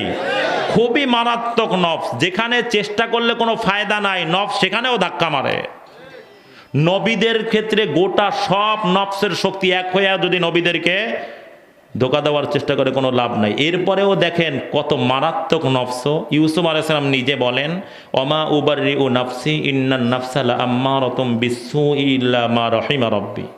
এই শোনো, নফস খুব মারাত্মক, আমি আমার নফসকে ভালো মনে করি না। ইউসুফ আলাইহিস সালাম বলতেছেন, আমার নফস বারবার বারবার আমাকে গুনার নির্দেশ করে। এই নবীদেরকে 1000 বার গুনার নির্দেশ করলেও কোনো লাভ নাই, কারণ নবীদেরকে গুনার থেকে ডাইরেক্ট কে হেফাজত করে? আর জোরে বলে না। দেখেন যেখানে লাভ নাই সেখানেও বারবার ধাক্কা মারে, ইল্লা মা রহিমা রব্বি।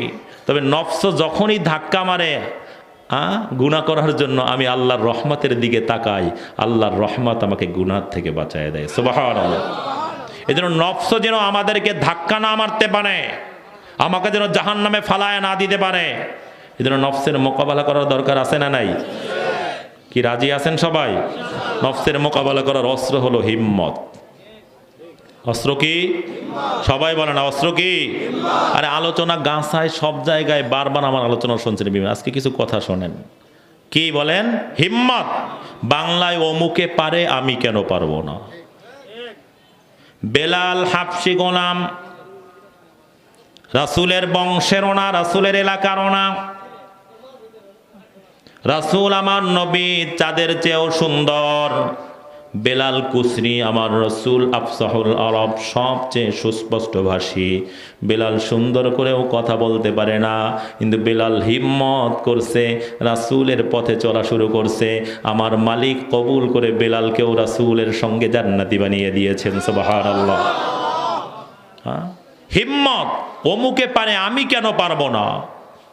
রিকশাওয়ালা পঞ্চগড় থেকে গাছা এসে রিকশা চালায়, কিন্তু যখনই আল্লাহু আকবার বলে রিকশাটা ভাড়া, আর কোনো চিন্তা করে না। রিকশাটা চুরি হয়ে গেলে 1 লাখ টাকা, 80,000 টাকা, 60,000 টাকা, কোনো পরোয়া নাই।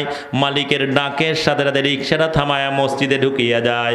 আমি গ্যারেজের মালিক, আমি বাড়িওয়ালা, আমি কেন পারবো না? আমিও পারবো।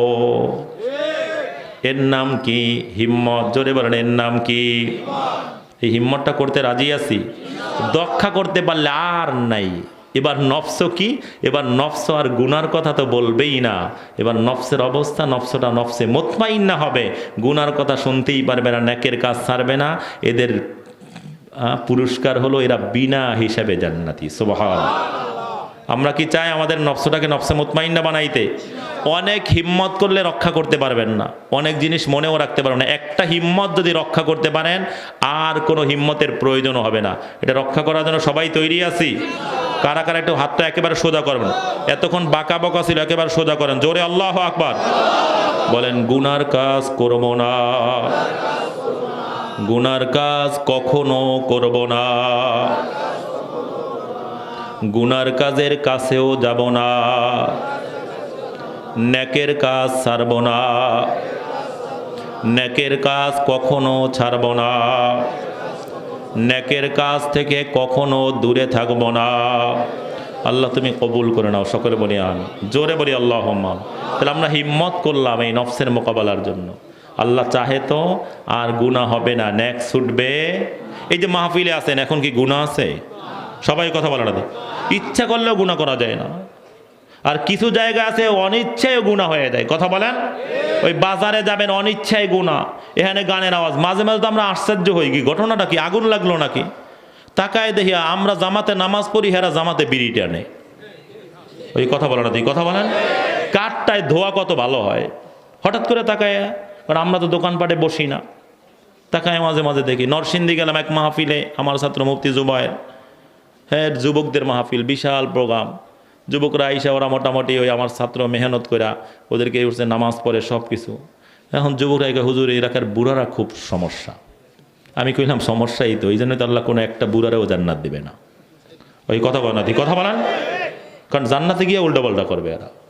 অনেক সময় বুড়ারা দেখবেন, যুবকরা একটা ভালো উদ্যোগ নাই, হেরা পিন মেরে এটা শেষ করে দেয়। আমাকে জিজ্ঞাসা বাদ দে তো কাম, কথা কয় না, দিই কথা বলে না। গানের সময় এডি কয় না, যে মাহফিলের কয় তোরা বেশি বোঝো, মাহফিল করা লাগবে এই করে করে, ওই এলাকায় আর মাহফিল টাহফিল নাই, এখন সব গাঁজা করে হয়েছে। কথা ঠিক না বেঠিক? তাই সে কয় হুজুর এরা তো নামাজও ঠিক মতো পড়েই না, নামাজ পড়ে মসজিদের গেটের হ্যান দিয়ে বিড়িটা দলায়। বুড়া আছে না নাই? কথা বলেন, জোরে বলেন, আছে না নাই? কথা বলেন, আছে না নাই? এই বিড়ি খাইলে, সিগারেট খাইলে কি হবে তা আমি জানি না, কিন্তু যারা ধূমপান করে, যুবকরা কয়েকজন সহ ফোন দিছে একসাথে বৈশা, ইমাম রুমে বৈশা, হুজুর এলাকার পরিবেশ আলহামদুলিল্লাহ পুরো ঠিক, এখন রাস্তাঘাটের দোকানপাটে কোনো বিড়ি নাই, তবে অনেক বুড়া এখন ধান খেতের মধ্যে ঢুকে বিড়ি খায়। ওকে, ওই পরশুদিন নেত্রকোনা থামাইছে, দুই বড় ধরছে, কই যান? হেরা মাহফিল দিয়ে উঠতে যাই, কোনায় বিড়ি খাইতে যায়। ওই কথা বলা এরকম আছে না নাই? ধরবো। আর এটা এমন ধরছে, অনেক মুরব্বীর নাকি সকালবেলা এটা না খাইলে বলে ক্লিয়ারই হয় না। ওই কথা বলেন, এত নির্লজ্জ বেহায়া। এই পাবলিক টয়লেটে ঢুকি, একটা পানের বোটা পাই না, সুপারি পাই না, ললিপপের খোসা পাই না, চকলেটের খোসা পাই না, মাছের কাটা পাই না, আর বিড়ির পাশার ডালায় জ্বালায় আর বাথরুমই করা যায় না। দুর্গন্ধ, মনে হয় বাথরুমটা পুরো বিড়ি হয়ে গেছে। কথা ঠিক না বেটি? কথা বলেন। আমরা সকালবেলা উঠে খুঁজি মেসওয়াক, সকালবেলা উঠে খুঁজি, কথা বলেন, আর হেরা খোঁজে বিড়ি। অনেক নেশা করতে এরকম যাই, দোকানে একটু ওঠ ভাই, অবস্থা খুব খারাপ, অবস্থা খুব খারাপ, একটু একটা বিড়ি দিয়ে এলো, আরে ফাইক দে দে এটা। ওকে করে না, এরকম আছে না নাই? তুমি বিড়ি খাও, তোমার ছেলে মদখোর হবে, তোমার ছেলে গাঁজাখোর হবে। কথা বলেন, তোমার নাতি মদের ব্যবসা করবে। এই জন্য বুড়ারা ঠিক হয়ে যাও, পুরা সমাজ ঠিক হয়ে যাবে। কথা ঠিক না বেঠি? কি রাজি আছি সবাই ইনশাআল্লাহ? এ কি মাহফিলের নিয়াত না আসলেই বাস্তবে নিয়াত? আর কেউ নেশা গ্রহণ করবো না, ইয়াবা, গাঁজা, হিরোইন, এক কথা যা আছে। আবার এখন তো আরো ডিজিটাল যুগে, এখন নাকি গাম খায়, জুতা আমরা লাগাই, জুতায় গাম, হেরা খায় গাম।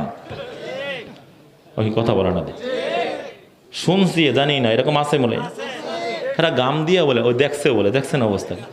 মসজিদের টাকা দেখি পোড়া। ঘটনাটা কি? কয় হুজুর এ দিয়ে গাঁজা খায়।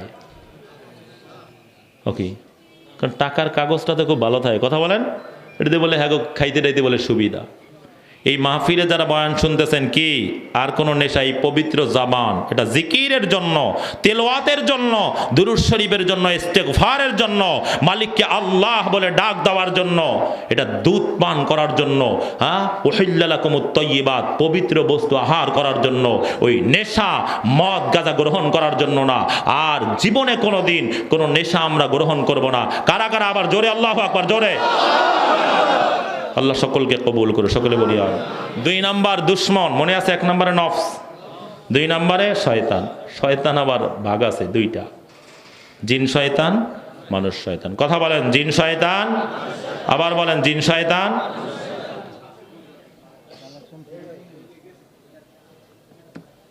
জিন শয়তান, মানুষ শয়তান, এই 2 শয়তানের মোকাবেলা করার অস্ত্র হলো 2টা। কয়টা অস্ত্র? এদিক দেখান, কয়টা অস্ত্র? আলোচনা হয়ে গেছে। কয়টা অস্ত্র বলেন? 1 নম্বর অস্ত্র হলো নেককারদের সঙ্গে থাকা। কাদের সঙ্গে থাকা? সবাই বলেন, কাদের সঙ্গে থাকা? নেককারদের সঙ্গে থাকা। 2 নাম্বার অস্ত্র হলো আল্লাহ পাকের জিকির। কার জিকির? সবাই কথা বলে না, জোরে বলেন কার? আরো জোরে বলেন, কার জিকির? নেককারদের বড় প্রোগ্রাম বিশ্বব্যাপী 3টা, সবচেয়ে বড় প্রোগ্রাম। 1 নম্বরে হজ ও ওমরা। আল্লাহ যদি কবুল করে, বারবার আল্লাহর ঘরটাকে একটু তওয়াফ করার জন্য, কথা বলেন, আল্লাহ রসুলের রওজার কাছে দ্বারা একটু সালাম দেওয়ার জন্য যাবো, এই নিয়াত আছে না নাই? কারা কারা একটু আল্লাহু আকবার বলি তো? আল্লাহ কবুল করে, সকলে বলি আমিন।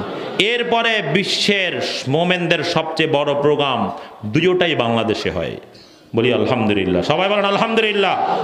ওলামায়ে কেরামের তত্ত্বাবধানে বিশ্ব ইজতেমা, এত বড় প্রোগ্রাম আর বিশ্বের কোথাও হয় না।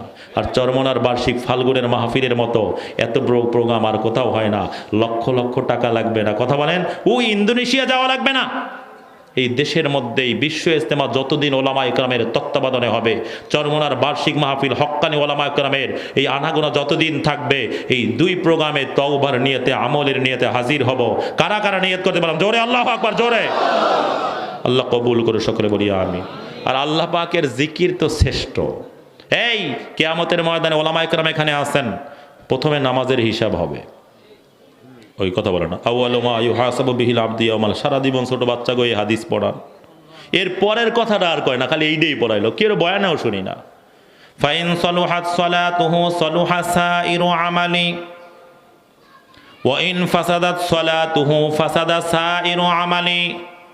যদি নামাজ ঠিক হয় সব আমল অটো ঠিক, আর নামাজ যদি বেঠিক হয় সব বেঠিক। তাহলে নামাজ ঠিক, সবাই বানানা দেই। কিয়ামতের ময়দানে নামাজের হিসাব হবে। অনেকেই বয়ান করে এতগুলা প্রশ্নের উত্তর না দিয়া কিয়ামতের ময়দানে এক কদম সামনে যাওয়া যাবে না। জীবন কিভাবে ব্যয় করছো, যৌবন কোথায় ব্যয় করছো, মাল কিভাবে ইনকাম করছো, কিভাবে ব্যয় করছো, এলেম অনুযায়ী কতটুকু আমল করছো। না আমি জীবনের হিসাব দিয়াও জান্নাতে যেতে পারবো না, যৌবনের হিসাব দিয়াও জান্নাতে যেতে পারবো না, নামাজের হিসাব দিয়াও জান্নাতে যেতে পারবো না, রোজা হজ যাকাত দাওয়াত তালিম তাজকিয়া নফস জিহাদের হিসাব দিয়াও জান্নাতে যাইতে পারবো না। দেখেন আল্লাহর হাবিবের প্রিয় সাহাবী আবু দারদা রাদিয়াল্লাহু তাআলা আনহু অনেক দিন ধরেই তার মনে এক আশা, রাসূলের সঙ্গে একটু একা একা সাক্ষাৎ করবেন, একটু কথা বলবেন।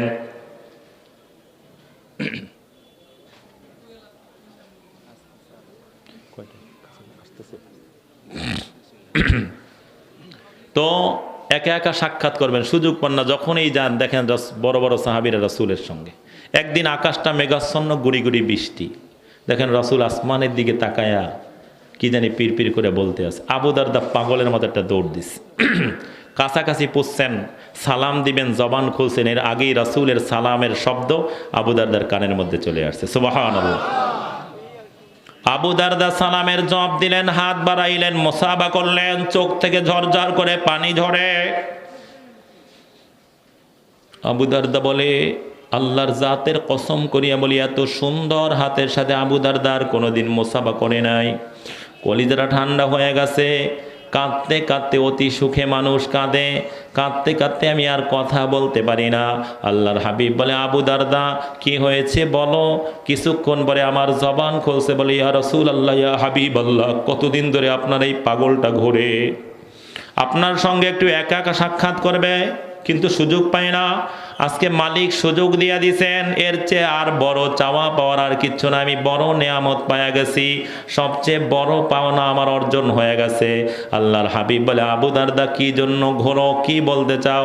বলি, ইয়া রাসূলুল্লাহ, ইয়া হাবিবাল্লাহ, আপনার আবু দারদা অনেক দুর্বল। খুলিকাল ইনসানু দাঈফা, মানুষকে দুর্বল করে সৃষ্টি করা হয়েছে।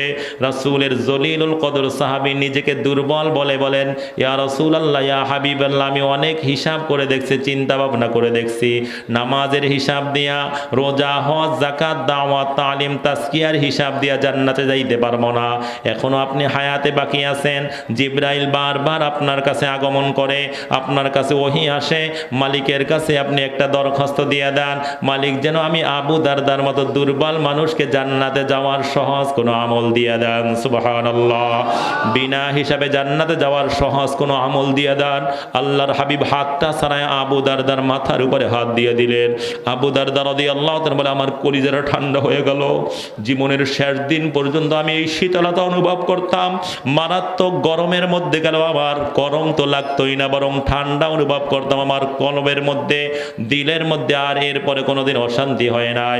আল্লাহর হাবিব বলেন, আবু দারদা, শুধু বিনা হিসাবেই না, তুমি গোটা দুনিয়ার মানুষকে জানায় দাও, তারা যদি বিনা হিসাবে হাসতে হাসতে মালিকের জান্নাতে যেতে চায়, তারা যেন আল্লাহ পাকের জিকিরের দ্বারা জিহ্বাটাকে বিজায় দেয়। তারা জিকিরের দ্বারা জিহ্বাটাকে বিজায় দিবে। কিয়ামতের ময়দানে কোনো হিসাব দেয়া লাগবে না, বিনা হিসাবে হাসতে হাসতে মালিকের জান্নাতের মেহমান হয়ে যাবে। লা ইয়াজালু লিসানুকা রাতবাম মিন যিকরিল্লাহ। আবু দারদা, আল্লাহর জিকিরের দ্বারা জিহ্বাটাকে বিজায় রাখিও। কিয়ামতের ময়দানে বিনা হিসাবে হাসতে হাসতে জান্নাতুল ফেরদাউসের মেহমান হতে পারবা। আমরা কারা কারা বিনা হিসাবে হাসতে হাসতে জান্নাতের মেহমান হতে চাই? জোরে আল্লাহু আকবার। তো জোরে বলি আল্লাহু আকবার। আল্লাহ আবারও দরখাস্ত করলাম আমাদের জিহ্বাকে তোমার জিকিরের জন্য কবুল করে নাও। যেইভাবে তোমার জিকির করলে, যেইভাবে জিকিরের দ্বারা জিহ্বাকে ভিজায় রাখলে কিয়ামতের ময়দানে বিনা হিসাবে হাসতে হাসতে জান্নাতি হতে পারবো, সেইভাবে জিকির করার, জিকিরের দ্বারা জিহ্বাকে ভিজায় রাখার তৌফিক দিয়ে দাও আল্লাহ। সকলে বলি আল্লাহুম্মা আমিন। ও আমার ভাইরা, নফস, জিন, শয়তান, মানুষ, শয়তান, এর মোকাবেলা করার তিনটা অস্ত্র আমরা পাইলাম। হিম্মত, নেককারদের সঙ্গী হওয়া, আল্লাহ পাকের জিকিরের দ্বারা জিহ্বাকে ভিজায় রাখা, কথা ঠিক না বেঠিক? আল্লাহু আকবার। আর এই গুণ অর্জনের জন্য নফস, জিন, শয়তান, মানুষ, শয়তানের মোকাবেলার জন্য দুইটা জিনিসকে ব্যয় করা লাগবে। কয়টা জিনিস? সবাই কথা কয় না, কয়টা? এক নাম্বার হলো সময়। এক নম্বরে সবাই বলেন, এক নম্বরে, আরো জোরে বলেন, এক নম্বরে। দুই নম্বরে হলো সম্পদ। দুই নম্বরে কি? সময়ের মালিকানা কার? আরো জোরে বলেন না, কার? মাও 3 দিন ধরে আমাদেরকে কোনো খাবার দেয় না। নানা কতদিন পরে আসলা, আজকে তুমিও খালি হাতে আসলা, আর মাও আমাদেরকে খাবার দেয় না। চুলার উপরে কি জানি জ্বালায় আর বলে খাবার হইতেছে, একটু ঘুমাও। আর কত ঘুমাবো? ক্ষুধার জ্বালা সহ্য করতে পারি না। আল্লাহর হাবিব ছোট্ট হাসান হোসাইনকে বলে ধৈর্য ধরো, মালিক ব্যবস্থা করবে। একটু সামনে বাড়ির দিকে ঢুকতেছেন, ফাতেমা রাদিয়াল্লাহু তাআলা বলে আব্বা কি নিয়ে আসছেন? কয় মা আমার তো এই অবস্থা। কয় আপনার অবস্থা শুনবো, কিন্তু এই ছোট্ট আমার বাচ্চা হাসান হোসাইনের কি হবে? আল্লাহর হাবিব বলেন মা ধৈর্য ধরো, আল্লাহ ব্যবস্থা করবে। আলী কোথায়? কয় তার অবস্থা তো আরো মারাত্মক। 3 দিন 3.5 দিন ধরে কোনো খাবার নাই, ক্ষুধার জ্বালায় ছটফট করতেছিল। আমাদের একটা পুরাতন সিরা কম্বল, এটা পেটের নিচে দিয়ে চিল্লাচিল্লি করতেছিল, হঠাৎ বেহুশ হয়ে পড়িয়া গেছে, এখন পর্যন্ত আর হুশে ফেরে নাই।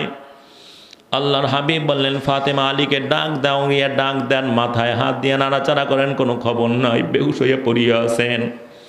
আল্লাহর হাবিব নিজেই গেলেন, মাথায় হাত দিয়ে নাড়াচাড়া করতেছেন, কোনো খবর নাই। কিছুক্ষণ পরে আলী রাদিয়াল্লাহু তাকায় দেখেন রাসূল মাথা ম্যাসেজ করতেছেন। আলী রাদিয়াল্লাহু বলে এই মারাত্মক অবস্থায় কেমন জানি আমার ইমানি রুহানি শক্তি বাড়িয়ে গেল। রাসূলের চেহারা দেখা মাত্রই আমার শক্তি বাড়িয়ে গেল। আমি লাব্বাইক ইয়া রাসূলুল্লাহ বলে লাফ দিয়ে দাঁড়ায় গেলাম।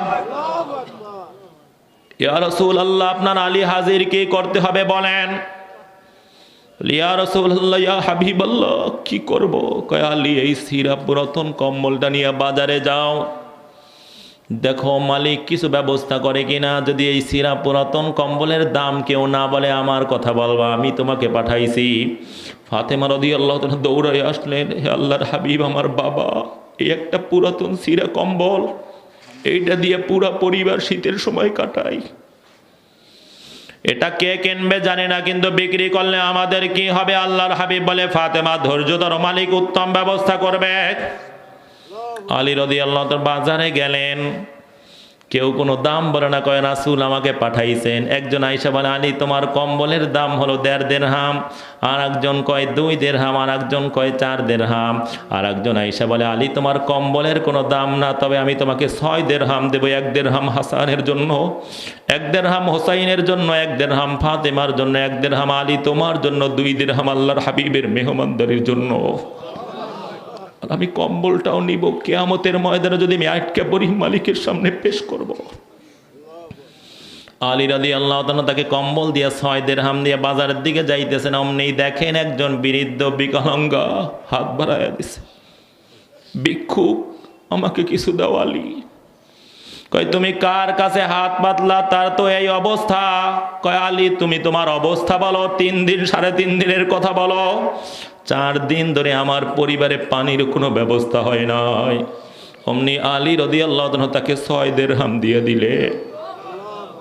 মালিকের সঙ্গে কথা বলা শুরু করলেন, মাংজা বিল হাসানাতি ফালাহু আশরাম সালিহা। আল্লাহ তুমিই না বলেছো তোমাকে যে 1 দেয় তুমি তাকে 10 দিয়ে দাও। আমি তোমার জন্য, তোমার জন্য, তোমার জন্য, তোমাকে পাওয়ার জন্য, তোমার জান্নাতি হওয়ার জন্য তোমার এই বৃদ্ধ বিকলাঙ্গা ভিক্ষুককে 6 দিরহাম দিয়েছি আমি, কিন্তু তোমার কাছে 60 দিরহাম পাই। যদি তুমি আমাকে দাও, তোমার কোরআনের আয়াতের উপর আমার আস্থা আরো কোটি কোটি গুণে বেড়ে যাবে। আর যদি না দাও, আমি আলীর কিছুই হবে না। আলী রাদিয়াল্লাহু তাআলা বলে, এরপরে আমি একটু সামনে অগ্রসর হলাম, দেখি একজন সুদর্শন যুবক একটা দামি সুন্দর ঘোড়া নিয়া আমার সামনে দিয়া যাইতেছে। আমাকে দেখিয়াই থামায় দিয়েছে, আলী ঘোড়া কিনবা নাকি? ভাই কিসের ঘোড়ার কথা বলেন, আমার তো এই অবস্থা। আলী ঘোড়াটা একটু চালায় দেখো, যদি পছন্দ হয় তাহলে বাকিতে ঘোড়া দিয়ে দিব, যখন পারো টাকা দিবা, বিক্রি না করলে টাকা দিতে হবে না। আলী রাদিয়াল্লাহু তাআলা ঘোড়া চালানোর জন্য ঘোড়ার উপরে উঠলাম, দেখি বাতাসের গতিতে ঘোড়া চলে। আরবের মধ্যে আমি কত ঘোড়া চালাই, এরকম এত সুন্দর ঘোড়া তো কোনোদিন দেখি নাই। ভাই ঘোড়ার দাম কত? 140 দিরহাম। আলী রাদিয়াল্লাহু আনহু এই ঘোড়ার দাম 400 দিরহাম বললেও মনে হয় কম হয়ে যাইত। এত দামি সুন্দর ঘোড়া কোনোদিন দেখি নাই। ঘোড়া নিলাম, এবার সামনের দিকে অগ্রসর হলাম, দেখি একজন সুদর্শন যুবক চামড়ার ব্যাগের মধ্যে দিরহাম নিয়ে থামায় দিছে। আলী ঘোড়া বিক্রি করবা নাকি? হ্যাঁ বিক্রি করব। কয় কত? কয় আমি কোনো দাম বলবো না, আপনি একটা দাম বলেন, মালিকের সঙ্গে আমার একটা হিসাব আছে, যে মিলে যায় আপনাকে ঘোড়া দিয়ে দিব। অমনি ওই সুদর্শন যুবক বলে, আলী তোমার ঘোড়ার দাম হলো 200 দিরহাম। আলী রাদিয়াল্লাহু তাআলা মাথা নিচু হয়ে গেল, চোখ থেকে পানি ঝরে। এবার চোখ মুছলেন। যুবক জিজ্ঞাসা করে, কেন কাঁদেন? কয় না বলবো না, আমার হিসাব মিলে গেছে। আলী রাদিয়াল্লাহু তাকে ঘোড়া দিলেন, 200 দিরহাম নিলেন। দৌড়ায় গিয়ে ওই যুবককেও পায়া গেলেন, তাকে 140 দিরহাম ফিরায় দিলেন। ভাই আপনার পরিচয় কি? কয় পরে কথা হবে, সাক্ষাৎ হবে। অমনি উদাও হয়ে গেলেন। এবার আলী রাদিয়াল্লাহু তাআলা আনহু, অতি সুখে মানুষ কাঁদে। মালিক তুমি ওয়াদা পূর্ণ করো, কিন্তু এত তাড়াতাড়ি করো আমার জানা ছিল না। বাজারে গেলেন, 35-40 দিরহামের বিশাল বাজার করে আলী রাদিয়াল্লাহু তাআলা বাড়িতে ঢুকতেছেন। আহা, মালিকের শুকরিয়া আদায় করেন, আবার চোখ থেকে পানিও ঝরে। আল্লাহর হাবিব টের পায় বলে, আলী ঘোড়ার ব্যবসা তোমার কেমন হইল? আলী রাদিয়াল্লাহু তাআলা বলেন, আল্লাহ রাসূল কিসের ঘোড়ার ব্যবসা?